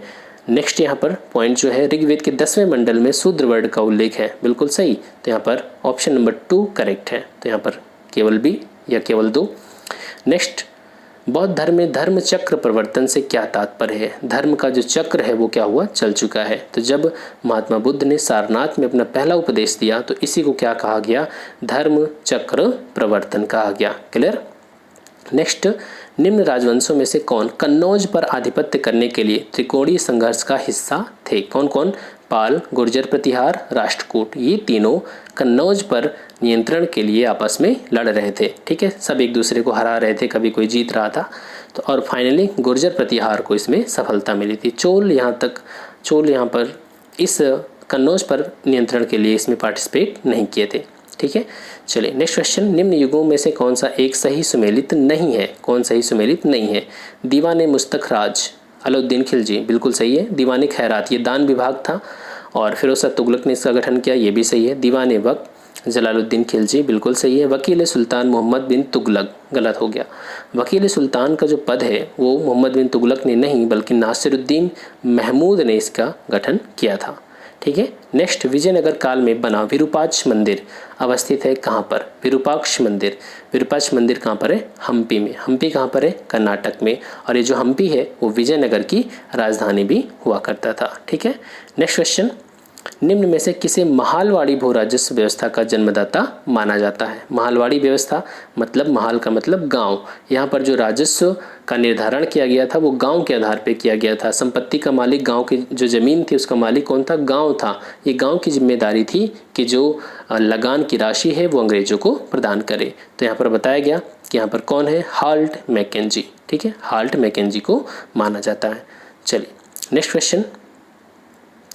स्ट्रैची आयोग, जिसे प्रथम अकाल आयोग भी कहा जाता है, की स्थापना के समय भारत का गवर्नर जनरल कौन था? एक बहुत ही दुष्ट गवर्नर जनरल हुआ करता था, लॉर्ड लिटन। ठीक है, हालांकि हम लोग चाहें तो लॉर्ड ना बोलें, ठीक है, इनको इतना सम्मान देने की कोई ज़रूरत नहीं है, लिटन सीधे बोल सकते हैं, लिटन। इसी के समय में स्ट्रैची आयोग का गठन किया गया था। ठीक है, इसके समय में बहुत अकाल पड़ा था और ये बिजी था क्या करने में? जनता वो दिल्ली दरबार लगाने में व्यस्त था। ठीक है, एक तरफ हमारे देश की जनता जो थी वो भूखों पीड़ित थी, मर रही थी अकाल से, और ये क्या कर रहा था? दिल्ली में दिल्ली दरबार लगा करके वहाँ पर पैसा नष्ट कर रहा था। चलिए आगे चलते हैं। पूना पैक्ट का उद्देश्य क्या था? पूना पैक्ट क्या था? देखिए, जब जो आप पढ़ेंगे दूसरा गोलमेज सम्मेलन था वो फेल हो गया था। क्यों फेल हो गया था? गांधी और अंबेडकर ने दलितों को पृथक निर्वाचन मंडल के मुद्दे को लेकर के इन दोनों के बीच में विवाद था। अंबेडकर चाहते थे कि दलितों को भी पृथक निर्वाचन मंडल दिया जाए, जबकि गांधी जी कभी नहीं चाहते थे। उनका कहना था कि अगर दलितों को पृथक निर्वाचन मंडल दे दिया जाएगा तो वो हमेशा के लिए दलित ही हो जाएंगे। ठीक है, उनका कभी उत्थान नहीं होने वाला। हम चाहते हैं कि दलित वर्ड जो है वो ख़त्म हो, उनका स्टेटस जो है वो समाज में वो अपनी वास्तविक स्थिति में आए। लेकिन अंबेडकर ऐसा नहीं चाहते थे। वो चाहते थे कि इनको पृथक निर्वाचन मंडल दिया जाए, इनका राजनीतिक विकास उत्थान किया जाए, आर्थिक विकास किया जाए। बस तरीका अलग अलग था अंबेडकर का और महात्मा गांधी का।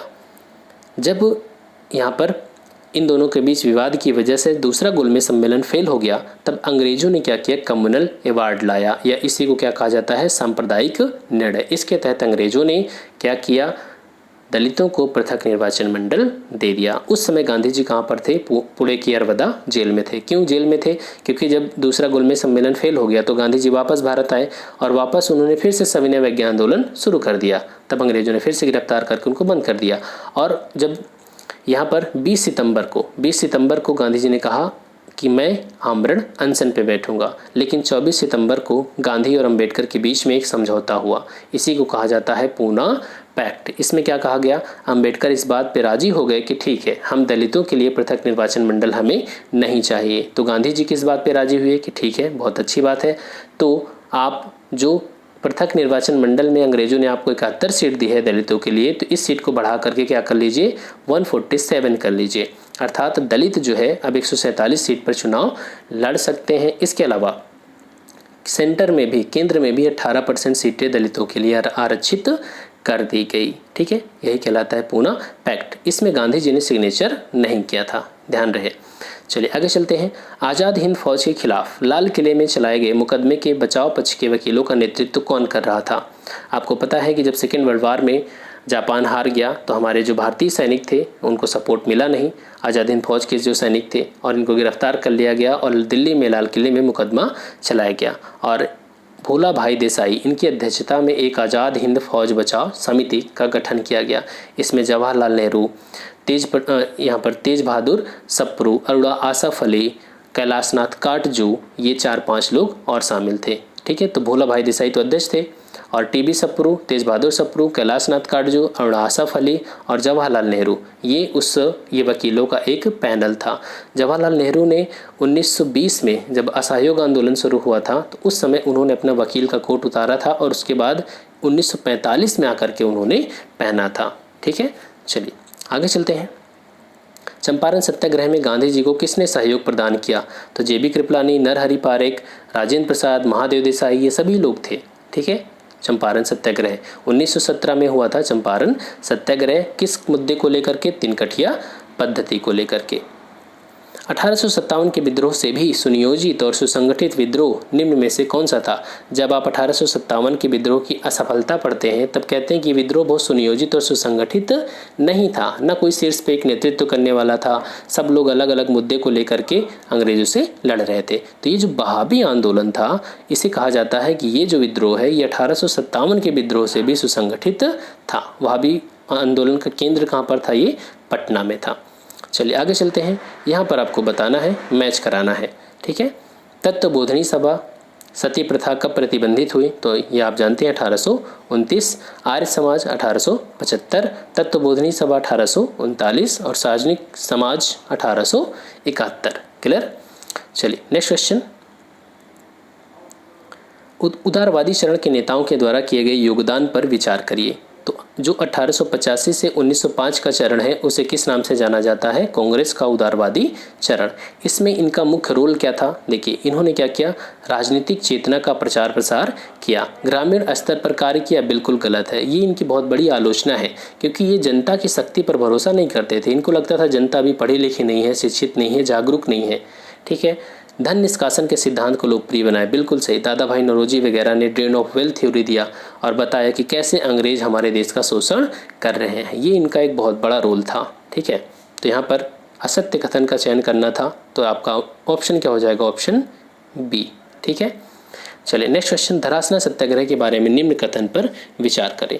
इसका उद्देश्य नमक कर का विरोध करना था। बिल्कुल सही। इसका नेतृत्व सरोजिनी नायडू के द्वारा किया गया था। बिल्कुल सही। और सविनय अवज्ञा आंदोलन के दौरान आरंभ किया गया था धरासना सत्याग्रह। बिल्कुल सही। देखिए जब गांधी जी ने नमक कानून का उल्लंघन किया, उसके बाद धरासना में एक नमक गोदाम था, वहां पर कानून का उल्लंघन करना था, लेकिन गांधी जी को 5 मई 1930 को गिरफ्तार कर लिया गया। जब गांधी जी गिरफ्तार हो गए तो अब बारी थी अब्बास तैयब जी की, इनको भी गिरफ्तार कर लिया गया। अब जब अब्बास तैयब जी गिरफ्तार हो गए तब अब सरोजनी नायडू की बारी थी, ठीक है। सरोजनी नायडू ने धरासना नमक गोदाम पर वहाँ पर आंदोलन का नेतृत्व किया था। चलिए नेक्स्ट क्वेश्चन। यहाँ पर बताना है आपको कौन से कथन सत्य है। हंटर कमीशन प्राथमिक शिक्षा के प्रसार के लिए लाया गया था। बिल्कुल सही। केंद्रीय शिक्षा सलाहकार बोर्ड की स्थापना 1935 में हुई थी। बिल्कुल सही। वर्धा योजना जाकिर हुसैन की अनुशंसा पर लाई गई थी। बिल्कुल सही। यहाँ पर जो तीनों ऑप्शन है वो करेक्ट हैं। विश्व का पहला गणतंत्र वैशाली में किसके द्वारा स्थापित किया गया था? लिच्छवी के द्वारा। इसलिए भारत को कहा जाता है कि भारत जो है वो गणतंत्र का जनक है, ठीक है। और कभी भी हमारे प्रधानमंत्री का भाषण सुनेंगे तो वो इतिहास से कनेक्ट होता है, ठीक है। तो वो बताते हैं कि गणतंत्र जो है वो दुनिया में कहाँ पर सबसे पहली बार आया? भारत में, क्योंकि जो लिच्छवी थे वो गणतंत्र के द्वारा ही उनका शासन चलता था। गणतंत्र का मतलब क्या होता है कि जो राष्ट्र का प्रमुख है, जो राजा है या आज के समय में प्रेसिडेंट है, वो क्या होगा?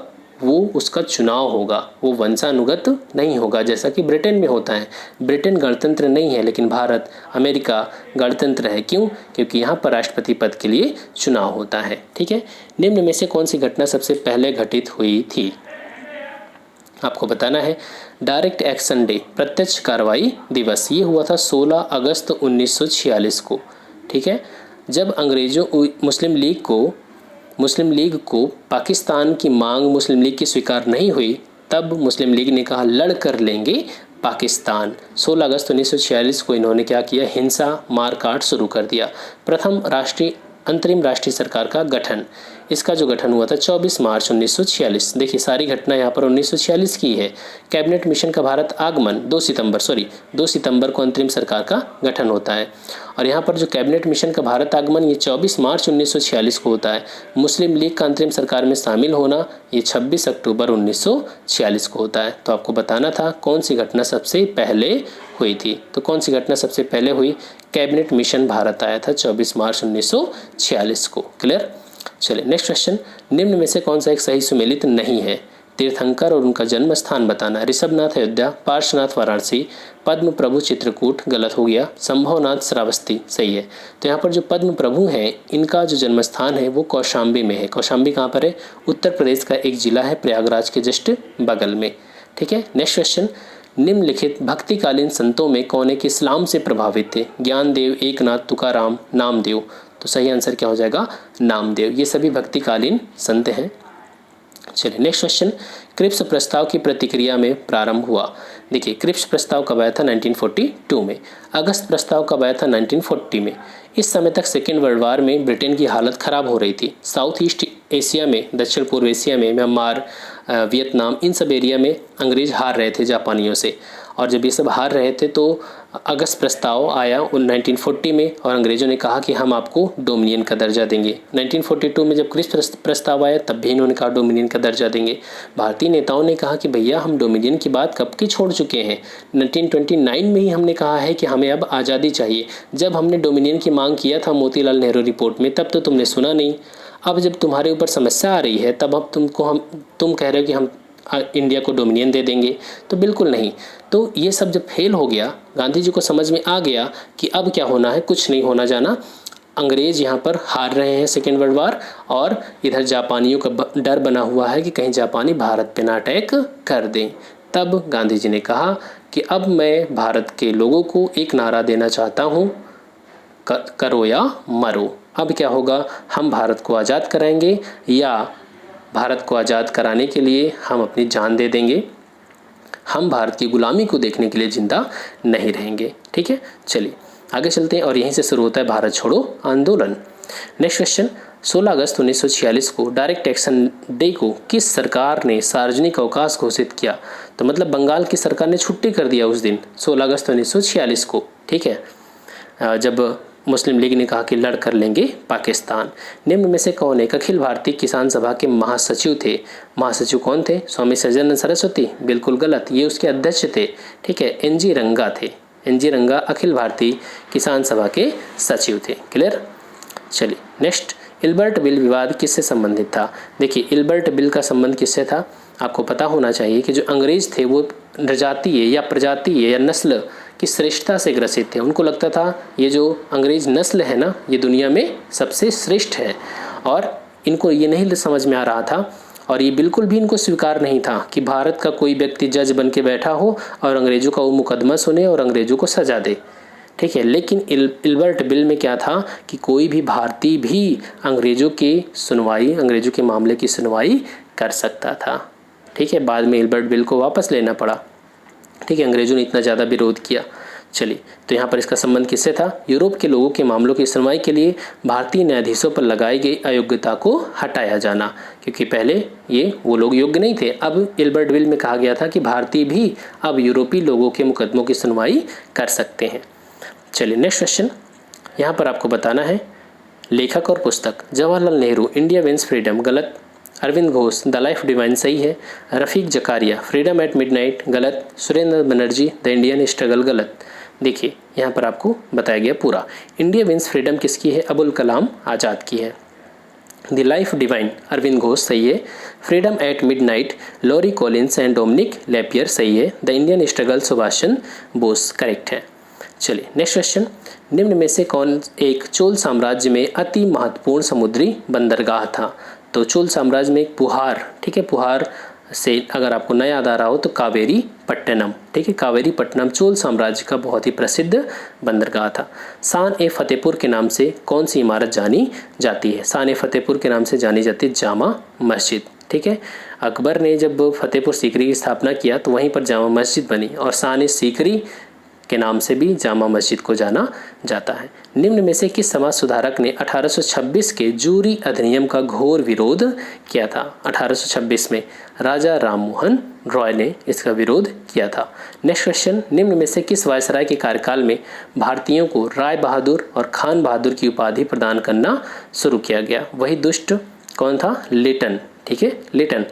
देखिए ये राय बहादुर, खान बहादुर, ये जो देसी शासक थे ना, देसी रियासतों के यहाँ पर शासक हुआ करते थे, उनको ये उपाधि दी जाती थी ताकि ये हमसे खुश रहें। अंग्रेज ऐसा चाहते थे और इसीलिए देखिए आर्टिकल 18 में क्या है, हमारे संविधान में उपाधियों का अंत किया जाता है। क्यों? इन उपाधियों, यही वो खान बहादुर, राय बहादुर, ये सब उपाधियाँ हैं जिनको खत्म किया गया।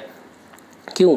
क्योंकि ये समाज में एक विशिष्ट वर्ग पैदा करता है। जब किसी को कोई उपाधि मिल जाती है शिक्षा और सेना से संबंधित उपाधि को छोड़ करके, ठीक है, आज किसी को राय बहादुर की उपाधि दे दी जाए तो क्या समझेगा, अच्छा मैं तो राय बहादुर हूँ, समाज में मेरी एक उच्च प्रतिष्ठा है। लेकिन ध्यान रहे हमारी संविधान की प्रस्तावना में कहा गया कि हमारे देश में सभी व्यक्ति समान रूप से, सबकी प्रतिष्ठा समान है, ठीक है, कोई भी ऊंचा नीचा नहीं है। इसीलिए हमारे संविधान में उपाधियों को ख़त्म किया गया था। तो लिटन के टाइम से ये सब चीज़ें देना शुरू किया गया था। आगे चलते हैं। निम्न, यहाँ पर आपको विद्रोह बताना है, नेता बताना है। देखिए, मुंडा विद्रोह बिरसा मुंडा सही है, चेंचू विद्रोह सीताराम राजू गलत हो गया, नागा रानी गेडिंडलू बिल्कुल सही, कुका भगत जवाहरमल, यहाँ पर ये चीज़ें सही है। ये जो सीताराम राजू हैं इनका संबंध किससे है, रंपा विद्रोह से, पहले हम बात कर चुके हैं, ठीक है। चलिए, यहाँ पर जो चेंचू विद्रोह है इसके नेतृत्व मोतीलाल तेजावत ने इसका नेतृत्व किया था। आगे चलते हैं। एक वर्ष में स्वराज का नारा गांधी जी के द्वारा दिया गया। गांधी जी ने जब असहयोग आंदोलन शुरू किया तो उस समय कहा था कि अगर हम 1 साल तक पूरी लगन के साथ ठीक से आंदोलन को अगर संचालित करते हैं तो 1 साल के भीतर ही हमें क्या मिल जाएगी, आज़ादी मिल जाएगी। वो अलग बात है, आज़ादी तो नहीं मिली, लेकिन फिर भी बहुत कुछ चीज़ें उस आंदोलन से शुरू हुई। आगे चलते हैं। कलकत्ता, मद्रास और बम्बई में 3 नए विश्वविद्यालय किसके काल में स्थापित हुए। ध्यान रहे, जब 1853 का चार्टर एक्ट आया तो उसी में कहा गया था और उसी में भी प्रावधान था। और इसके अलावा जब ये 3 नए विश्वविद्यालय बने कब हुए से 1857 में, ठीक है। और ये उस समय जो गवर्नर जनरल हुआ करता था वो था कैनिंग, ठीक है। कैनिंग के टाइम में ही यहाँ पर यहाँ तीनों प्रेसिडेंसीज में विश्वविद्यालय की स्थापना की गई, ठीक। चलिए आगे चलते हैं। ऋग्वैदिक कालीन किस नदी को उसके आर्थिक महत्व के कारण हिरण्य कहा गया, हिरण्य, ठीक है।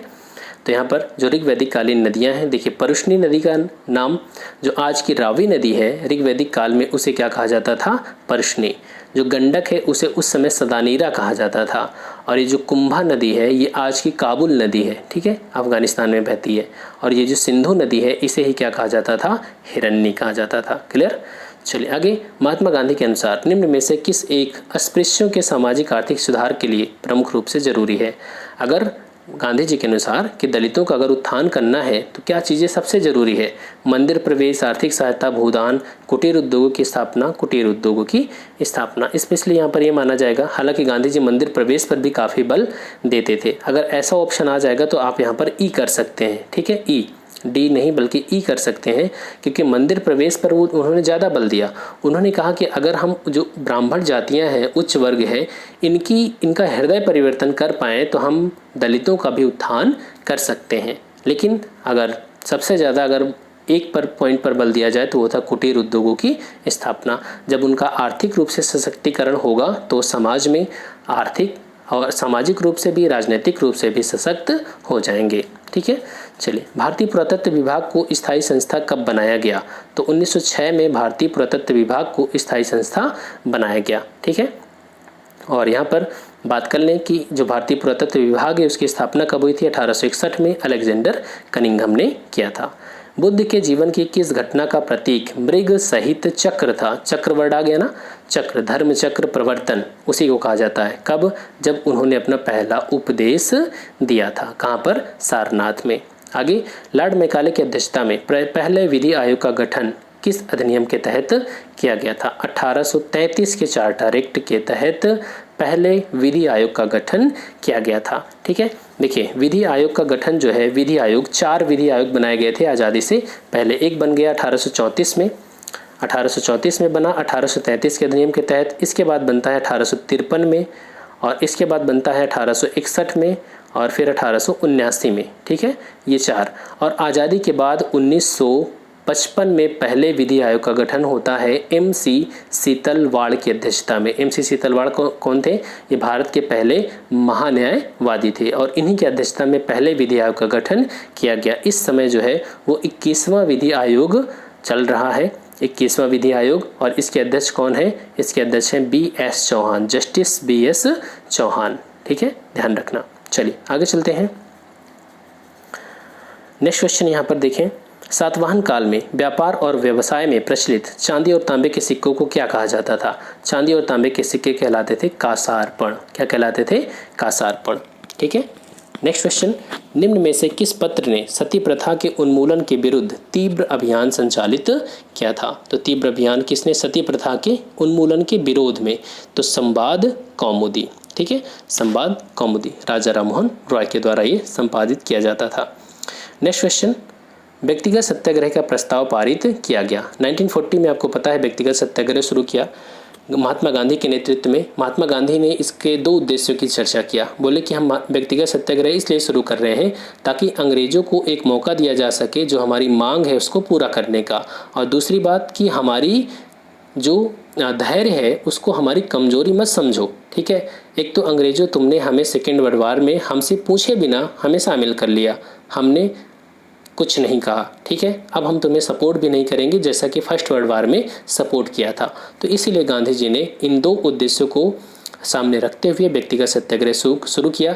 इसमें जो सत्याग्रही होता था वो गांव-गांव घूम करके लोगों को जागरूक करते हुए दिल्ली की ओर कूच करते थे। इसीलिए इस मूवमेंट को दिल्ली चलो मूवमेंट भी कहते हैं। पहले सत्याग्रही कौन बने? विनोबा भावे। दूसरे जवाहरलाल नेहरू। अगर बिहार की बात करें तो बिहार में पहले सत्याग्रही कौन बने? श्री कृष्ण सिंह। ठीक है, श्री कृष्ण सिंह।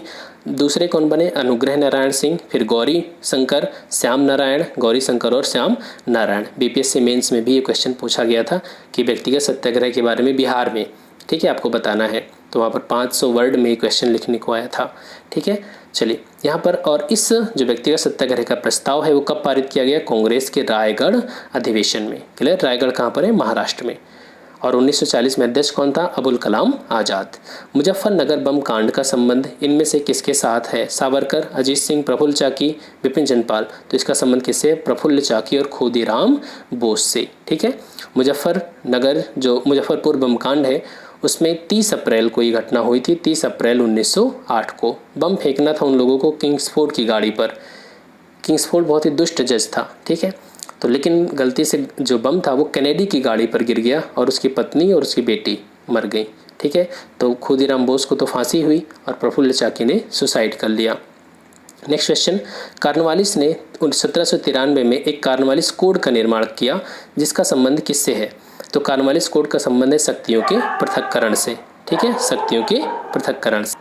इसका क्या मतलब है? देखिए, उस समय जो कलेक्टर हुआ करते थे वो राजस्व वसूली का तो काम करते ही थे, साथ में वो जज की भी भूमिका निभाते थे। तो उनके पास दो पावर थी। तो कार्नवालिस को लगा इनके ऊपर बर्डन ज़्यादा है, इनकी शक्तियों का पृथक्करण किया जाना चाहिए। तो उनकी जो न्यायिक शक्ति थी उसको उसने छीन लिया और उनको केवल कलेक्टर को कहा गया कि अब आप केवल राजस्व वसूली का ही काम करेंगे। ठीक है, इसी को कहा जाता है शक्तियों का पृथक्करण। आज थोड़ा अलग है, विधायिका, कार्यपालिका और न्यायपालिका के बीच में शक्तियों का पृथक्करण। शक्ति का पृथक्करण सिद्धांत किसने दिया था? मॉन्टेस्क्यू ने दिया था। किसने दिया था? मॉन्टेस्क्यू ने। चलिए आगे चलते हैं। नेक्स्ट क्वेश्चन, निम्न में से किस स्तंभ अभिलेख को चंद्रगुप्त द्वितीय ने विष्णु ध्वज के रूप में स्थापित किया था? यहाँ पर जो, अगर आप दिल्ली में कभी आए होंगे तो या दिल्ली में होंगे तो आप कुतुब मीनार गए होंगे और कुतुब मीनार में आपने एक देखा होगा लोहे का पोल गड़ा हुआ है। ठीक है, वही है मेहरौली का लौह स्तंभ। इसी को कहा जाता है चंद्रगुप्त द्वितीय ने विष्णु ध्वज के रूप में इसे स्थापित करवाया था। ठीक है, चलिए नेक्स्ट क्वेश्चन, नेहरू रिपोर्ट के विरोध स्वरूप जिन्ना के द्वारा 14 सूत्री फॉर्मूला किस अधिवेशन में पेश किया गया लीग के? देखिए, जब नेहरू रिपोर्ट 1928 में आई थी तो उसमें एक बात कही गई थी कि जो मुस्लिमों के लिए पृथक निर्वाचन मंडल है उसे ख़त्म किया जाए और संयुक्त निर्वाचन मंडल की व्यवस्था को लागू किया जाए। तो मुस्लिम लीग क्या लगता है खुश रहेगी? नहीं, मुस्लिम लीग तुरंत नाराज हो गई और इसी के विरोध में, नेहरू रिपोर्ट के विरोध में ही जिन्ना ने अपना 1929 में 14 सूत्री फॉर्मूला रखा। ठीक है, और 1929 में इनका अधिवेशन कहाँ पर हुआ था? दिल्ली में हुआ था। तो इसमें मुस्लिम लीग ने कहा कि हम इस 14 सूत्री प्रस्ताव को रखते हैं इस नेहरू रिपोर्ट के विरोध में। उन्होंने कहा कि ये जो पृथक निर्वाचन मंडल है ये सब लागू रहना चाहिए और भी बहुत सारी डिमांड किया था। बिहार राज्य के द्वारा किस देश को जीआई प्रमाणित जर्दालू आम निर्यात किया गया? ठीक है, तो यूके को। ठीक है, जीआई टैग जब उसको मिला तो उसकी पहली कॉमर्शियल खेप का निर्यात किया गया यूनाइटेड किंगडम या ब्रिटेन को। जून 2021 में रेबीज से मुक्त होने वाला पहला राज्य कौन बना? गोवा। रेबीज कुत्ते के काटने से होता है, गोवा रेबीज से मुक्त हो गया। इसके बाद रामगढ़ विषधारी वन्यजीव अभ्यारण्य को राज्य का चौथा टाइगर रिजर्व बनाने को मंजूरी कहाँ मिली? तो ये जो रामगढ़ विषधारी वन्यजीव अभ्यारण्य था, अब इसको टाइगर रिजर्व बना दिया गया। ये कहाँ पर है? राजस्थान में। ठीक है, नेक्स्ट क्वेश्चन, वैक्सीन संकट के बीच ग्लोबल कोवैक्स गठबंधन में शामिल होने का निर्णय लेने वाला देश का पहला राज्य यूटी कौन बना? तो कौन है? पुडुचेरी। ठीक है, संयुक्त अरब अमीरात से यूएई से मई 2021 में गोल्डन वीज़ा प्राप्त करने वाले बॉलीवुड के पहले अभिनेता कौन बने? तो ये बने संजय दत्त। गोल्डन वीज़ा जिसको मिल जाता है उसको काफ़ी फ़ायदा, कभी आने जाने में कोई रिस्ट्रिक्शन नहीं होता। ठीक है, और भी सुविधाएं मिलती हैं। यहाँ पर देखिए, स्मार्ट सिटी परियोजना के लिए यहाँ पर प्रगति के आधार पर रैंकिंग जारी की गई और इसमें स्मार्ट सिटी प्रोजेक्ट में कौन शीर्ष स्थान पे है? तो यहाँ पर कौन शीर्ष स्थान पे?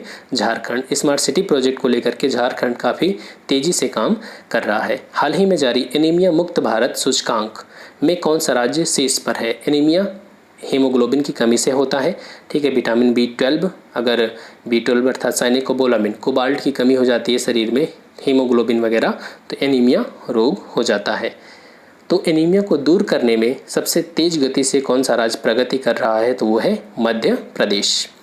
नेक्स्ट क्वेश्चन, जून 2021 में नीति आयोग के द्वारा sustainable development goals India index, देखिए SDG, इसमें 17 गोल्स और 169 टारगेट्स, ठीक है, इनको 2015 से 2030 के लिए पूरी दुनिया में लागू किया जा रहा है। गरीबी हटाना, भुखमरी हटाना, ठीक है, सभी को पानी, स्वच्छ ईंधन, स्वच्छ पर्यावरण, बहुत सारे लक्ष्य रखे गए हैं। अगर ये SDG जो है सस्टेनेबल डेवलपमेंट गोल्स हैं, इनको प्राप्त कर लिया जाए तो वास्तव में ये दुनिया क्या हो जाएगी? स्वर्ग की तरह हो जाएगी। लेकिन ऐसा होने तो देंगे नहीं। ठीक है, तो अब जो राज्य हमारे हैं इसके लिए एक इंडेक्स तैयार किया जाता है, SDG इंडिया इंडेक्स। इसमें यह देखा जाता है कि कौन सा राज्य इसके जो सूचकांक हैं या जो मानक हैं उनको प्राप्त करने में कौन से तेज़ी से काम कर रहे हैं। तो इसमें टॉप पर कौन है? केरल है। ठीक है, केरल में SDG इंडिया इंडेक्स को लेकर के जो भी चीज़ें हैं वो तेज़ी से आगे बढ़ रहा है। आगे चलते हैं। नेक्स्ट, जून 2021 में एक यहाँ पर देखें, the times 50 most desirable women 2020 की सूची जारी की गई। इसमें किस भारतीय अभिनेत्री को शीर्ष स्थान दिया गया? रिया चक्रवर्ती। सुशांत सिंह राजपूत का जब केस हुआ था तो उसमें काफ़ी सुर्खियों में रही। दुनिया का पहला अनुवांशिक रूप से संशोधित GM रबर का पौधा जून 2021 में कहाँ पर रोपा गया? जेनेटिकली मॉडिफाइड, इनके जीन में क्या किया कर दिया जाता है? चेंज कर दिया जाता है, GM। ठीक है, ये आपका BPSC मेंस का टॉपिक होता है। ठीक है, साइंस एंड टेक्नोलॉजी का। तो यहाँ पर ये रोपा गया असम में। जो रबर का पौधा होता है उसको बारिश की ज़्यादा ज़रूरत होती है। ठीक है, तो असम वगैरह में बारिश खूब होती है इसलिए। नेक्स्ट, संयुक्त अरब अमीरात के द्वारा यहाँ पर वह युद्धाभ्यास जिसमें भारत ने पहली बार हिस्सा लिया, तो ये है डेजर्ट फ्लैग। क्या नाम है उसका? Desert flag. Next question, BRICS देशों के द्वारा एक बैंक की स्थापना की गई है, आपको पता होगा, न्यू डेवलपमेंट बैंक। इसने राष्ट्रीय निवेश और अवसंरचना कोष के फंड ऑफ फंड्स में कितने डॉलर देने की घोषणा किया? ये क्वेश्चन आपको याद भी नहीं रहेगा तो कोई दिक्कत नहीं है, $300 मिलियन।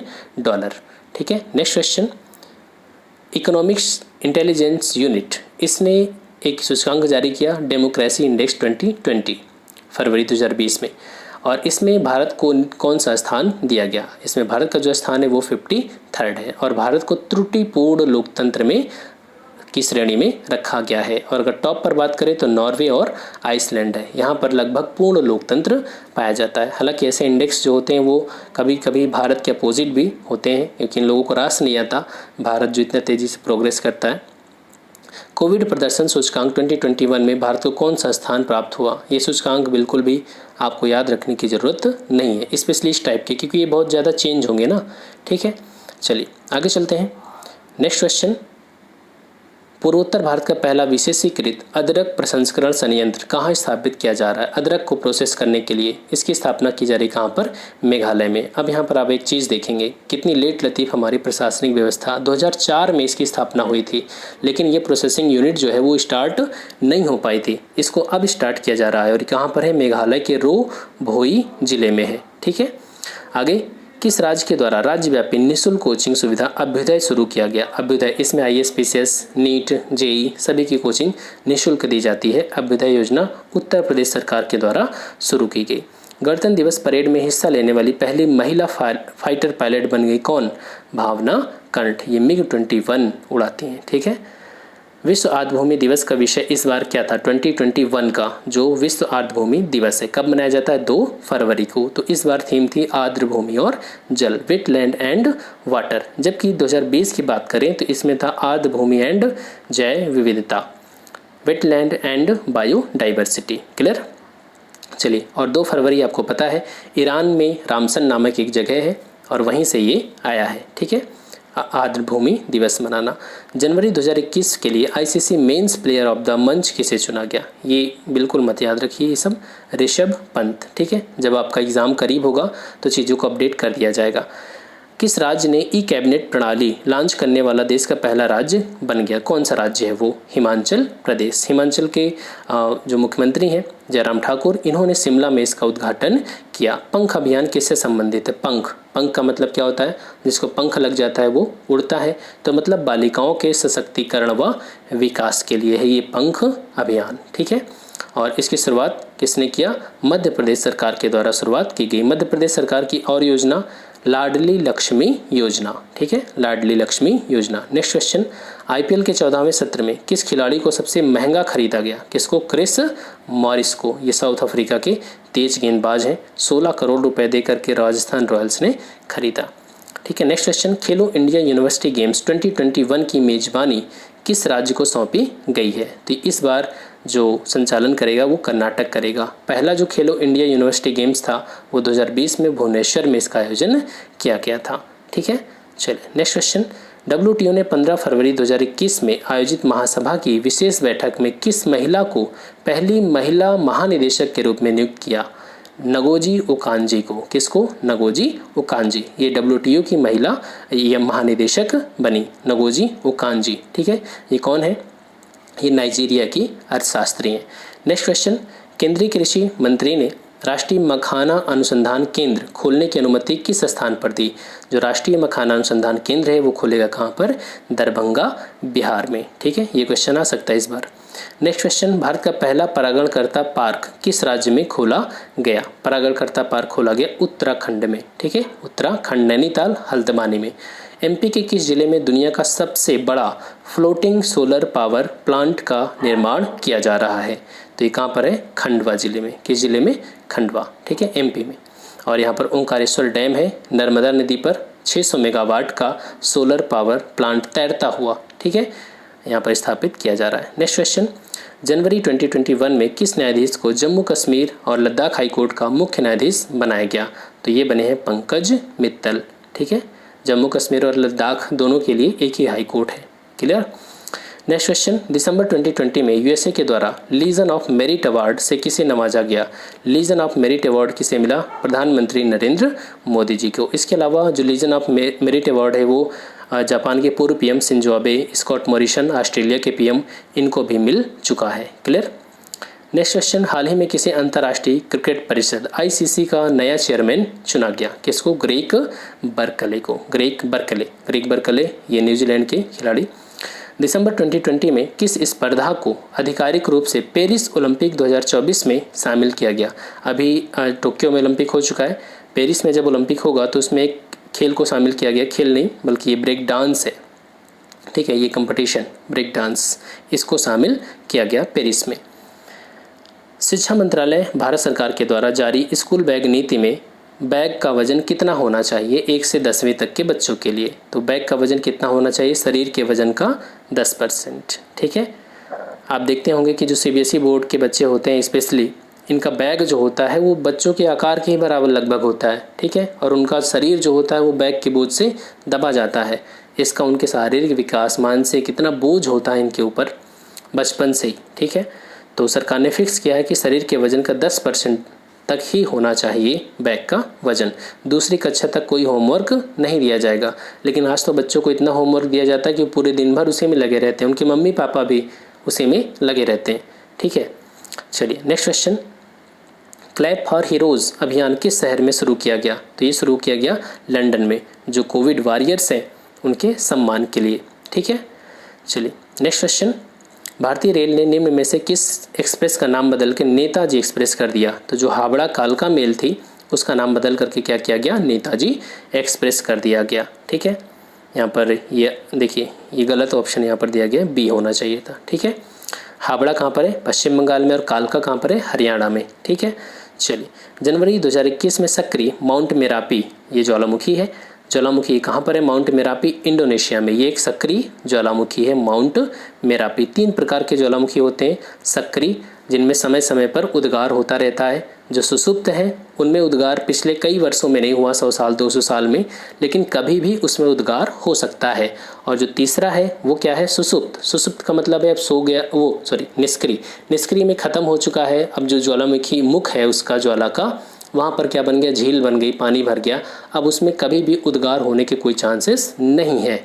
तो इस तरीके से जो माउंट मेरापी है वो क्या है? एक सक्रिय ज्वालामुखी इंडोनेशिया में। क्लियर?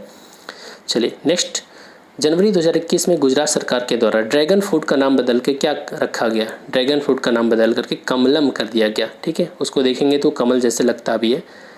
चलिए, संगीत शास्त्र पर संगीत राज, संगीत मीमांसा, संगीत रत्नाकर आदि ग्रंथों की रचना किसने किया? इसकी रचना किया है राणा कुंभा ने। एक शासक होने के साथ साथ ये काफ़ी विद्वान व्यक्ति थे और इन्होंने कई ग्रंथों की रचना किया। निम्न में से किस आंदोलन के कारण भारतीय राष्ट्रीय कांग्रेस का विभाजन हुआ? ठीक है, तो 1907 में सूरत में, आपको पता है, रास बिहारी घोष अध्यक्ष थे और इसमें कांग्रेस का विभाजन हो गया। क्यों? ये विभाजन 1905 के बाद ही इन दोनों में विवाद हो गया था। क्यों विवाद हुआ था? देखिए, जो उदारवादी थे वो चाहते थे कि जो स्वदेशी मूवमेंट है उस स्वदेशी मूवमेंट को हम केवल बंगाल तक सीमित रखें और इसमें केवल कपड़े का बहिष्कार और शराब का बहिष्कार, इन चीज़ों को शामिल करें। लेकिन जो उग्रवादी थे वो कह रहे थे कि यही मौका है, हमें आंदोलन को पूरे भारत में फैलाना चाहिए और कपड़ा, शराब, न्यायपालिका, शिक्षा, अंग्रेजों की हर चीज़ को बहिष्कार में शामिल करना चाहिए। तो इस बात को लेकर के विवाद था। 1906 में ही विभाजन हो जाता। वो तो शुक्र मनाइए कि दादा भाई नौरोजी बन गए क्या? अध्यक्ष। और Dadabhai Naoroji grand old man of India थे, तो उनकी सब रिस्पेक्ट करते थे, तो यहाँ पर विभाजन बच गया। लेकिन 1907 में अध्यक्ष के पद को लेकर के फिर ये दोनों लड़ गए। ये जो उदारवादी थे वो रास बिहारी घोष को अध्यक्ष बनाना चाहते थे और जो उग्रवादी थे वो कह रहे थे लाल बाल पाल में से किसी को बना दो। तो लेकिन बन गए कौन अध्यक्ष? रास बिहारी घोष। और जब रास बिहारी घोष अध्यक्ष बने तो किसी ने एक जूता निकाल के फेंका और जा कर के रास बिहारी घोष को लगा। रास बिहारी घोष को लगा, फिर कुर्सी चल गई। जैसे आज होता है ना, कभी कभी दावत वगैरह में कुर्सी तोड़ना शुरू कर देते, तो उस समय भी उन्होंने, सब लड़ाई हो गई। फिर उदारवादी उग्रवादी सब अपने अपने रास्ते चल दिए। ठीक है, तो कौन सा मुद्दा था? स्वदेशी आंदोलन का मुद्दा था। ठीक है, चलिए 132 के बाद नेक्स्ट क्वेश्चन, दिल्ली सल्तनत में सबसे अधिक समय तक और सबसे कम समय तक किस वंश का शासन रहा है? तो सबसे अधिक समय तक किसने शासन किया? तो आप देख सकते हैं सबसे अधिक समय तक तुगलकों ने शासन किया और खिलजियों ने सबसे कम समय तक शासन किया। जो तुगलक थे वो 94 वर्ष तक शासन किया और खिलजी वंश ने लगभग 30 साल तक ही शासन किया। अब ये लोग आपस में लड़ते मरते रहते थे। ठीक है, नेक्स्ट क्वेश्चन, अलाउद्दीन के आर्थिक नियम, बाजार नियंत्रण व्यवस्था के बारे में विस्तृत जानकारी का स्रोत कौन है? अलाउद्दीन खिलजी पढ़ा लिखा नहीं था, लेकिन उसकी जो बाजार व्यवस्था थी बहुत ही व्यवस्थित थी। ठीक है, पूरी तरीके से कोई भी वहाँ पर कम नहीं तौल सकता था, कोई भी चीज़ ज़्यादा रेट नहीं ले सकता था। तो ये जो तारीख है फिरोज़शाही है ना, इसमें पूरी डिटेल मिलती है हमें अलाउद्दीन खिलजी के बाजार नियंत्रण के बारे में। और इसकी रचना किसने किया? बर्नी ने किया था। ठीक, चलिए आगे, शाहजहां द्वितीय की उपाधि किसने धारण किया था? तो शाहजहां द्वितीय की उपाधि रफ़ी उद्दौला, ये मुगल सम्राट था, इसने धारण किया था। इब्न बतूता किसके शासनकाल में भारत आया था? मोहम्मद बिन तुगलक के समय में भारत आया था। ये कहाँ का निवासी था? मोरक्को का निवासी था। ठीक है, और इसे मोहम्मद बिन तुगलक ने दिल्ली का काजी भी नियुक्त किया था। क्लियर? और इसकी किताब का नाम क्या है? किताब उल रहला, या शॉर्ट में ही आता केवल रहला। सन्यासी विद्रोह की इस उपन्यास का मुख्य कथानक है। सन्यासी विद्रोह की जो स्टोरी है वो किसके आधार पे? सन्यासी आनंद मठ। ठीक है, आनंद मठ में सन्यासी विद्रोह के बारे में बताया गया। इसकी रचना किसने किया? बंकिम चंद्र चटर्जी ने किया। नेक्स्ट क्वेश्चन, भारतीय राष्ट्रीय कांग्रेस के प्रथम अधिवेशन की अध्यक्षता किसने किया था? तो W.C. बनर्जी। और A.O. ह्यूम कौन थे? सचिव थे। ठीक है, A.O. ह्यूम। ठीक है, और 1885 में बम्बई में अधिवेशन हुआ था। भारतीय स्वतंत्रता अधिनियम ब्रिटिश संसद के द्वारा कब पारित किया गया? देखिए, जो माउंटबेटन प्लान था, माउंटबेटन योजना को जब ब्रिटिश संसद में पारित कर दिया गया तो यही बन गया भारतीय स्वतंत्रता अधिनियम। भारतीय स्वतंत्रता अधिनियम जुलाई 1947 में भारतीय स्वतंत्रता अधिनियम पारित किया गया।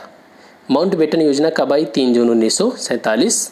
16 जुलाई 1947 को यह अधिनियम पारित किया गया और 4 जुलाई को ब्रिटिश संसद में ये पेश किया गया था।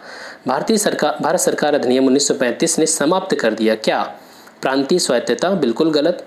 प्रांतीय द्वैध शासन व्यवस्था, बिल्कुल सही। हम पहले भी बात कर चुके हैं कि प्रांतों में द्वैध शासन व्यवस्था को खत्म किया गया किस अधिनियम के तहत? भारत सरकार अधिनियम 1935 के तहत। ठीक है, तो यहाँ पर क्या खत्म किया गया? बी। और प्रांतीय स्वायत्तता का मतलब क्या है कि जब प्रांतों में द्वैध शासन खत्म किया गया मतलब उनको स्वायत्तता दी गई ना, खत्म थोड़ी ना हुई। ठीक है, तो यहाँ पर ऑप्शन आपका बी हो जाएगा। नेक्स्ट, तुगलक काल में बिहार की राजधानी कहाँ थी?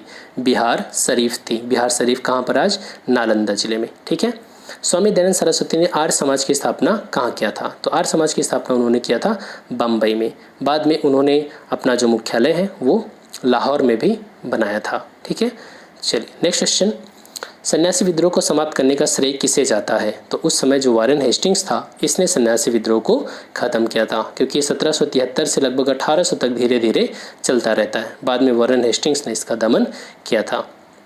नेक्स्ट, चारों वेदों में सर्वाधिक लोकप्रिय वेद कौन सा था? तो वो था कौन सा? अथर्व वेद। ठीक है, इसमें जादू टोने, कर्मकांड, इनके बारे में बताया गया है। और ठीक है, चलिए आगे चलते हैं। वह ग्रंथ जिसमें पाटलिपुत्र प्रशासन का वर्णन उपलब्ध है। पाटलिपुत्र के बारे में किस में कहा गया? मेगस्थनीज की इंडिका में उपलब्ध है। ये पाटलिपुत्र को पॉलीब्रोथा भी कहा गया है। ठीक है, और ये जो मेगस्थनीज है, ये मेगस्थनीज सेल्यूकस का राजदूत था और ये चंद्रगुप्त मौर्य के दरबार में आया हुआ था। क्लियर।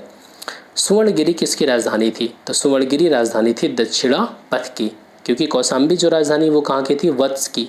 जो 16 महाजनपद थे उसमें वत्स जो प्रयागराज का एरिया था, प्रयागराज से ही सटा हुआ जिला है कौशाम्बी। ठीक है, तो वत्स की राजधानी कौशाम्बी हुआ करती थी और दक्षिणापथ ये सुवर्णगिरी राजधानी थी।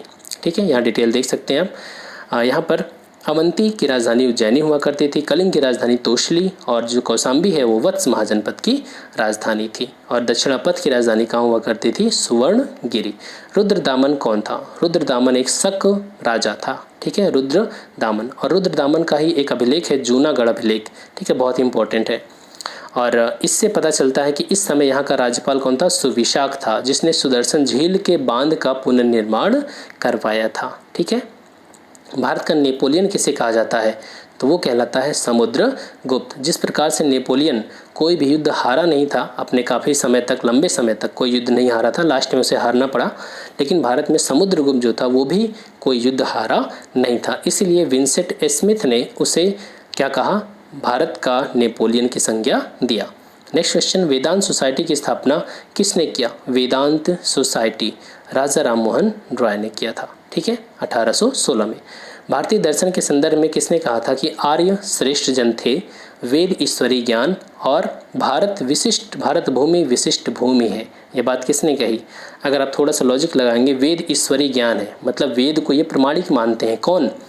स्वामी दयानंद सरस्वती, क्योंकि इन्होंने ही कहा था कि वेदों की ओर लौटो, वैदिक समाज की ओर नहीं। वेदों की ओर लौटने का मतलब क्या है कि जो वैदिक समाज था उस समय वहाँ पर बुराइयाँ नहीं थी, तो हमें उनकी अच्छाइयों को ग्रहण करना चाहिए। वहाँ पर सती प्रथा नहीं था, विधवा का जो विवाह निषेध की प्रथा है वो नहीं थी, अर्थात विधवाओं का विवाह नहीं हो सकता। उस समय जो वैदिक समाज था, कुछ बुराइयाँ जैसे बाल विवाह, शिशु हत्या, ये सारी चीज़ें नहीं थी। तो जो दयानंद सरस्वती थे उनका यही कहने का मतलब था कि वैदिक समाज की अच्छाइयों को हमें ग्रहण करना चाहिए। ठीक है, तो दोस्तों ये 150 क्वेश्चन हुए। आई होप कि आपको अच्छा लगा होगा और प्लीज़ इस वीडियो को शेयर करना बिल्कुल मत भूलना। और thanks for watching, keep smiling.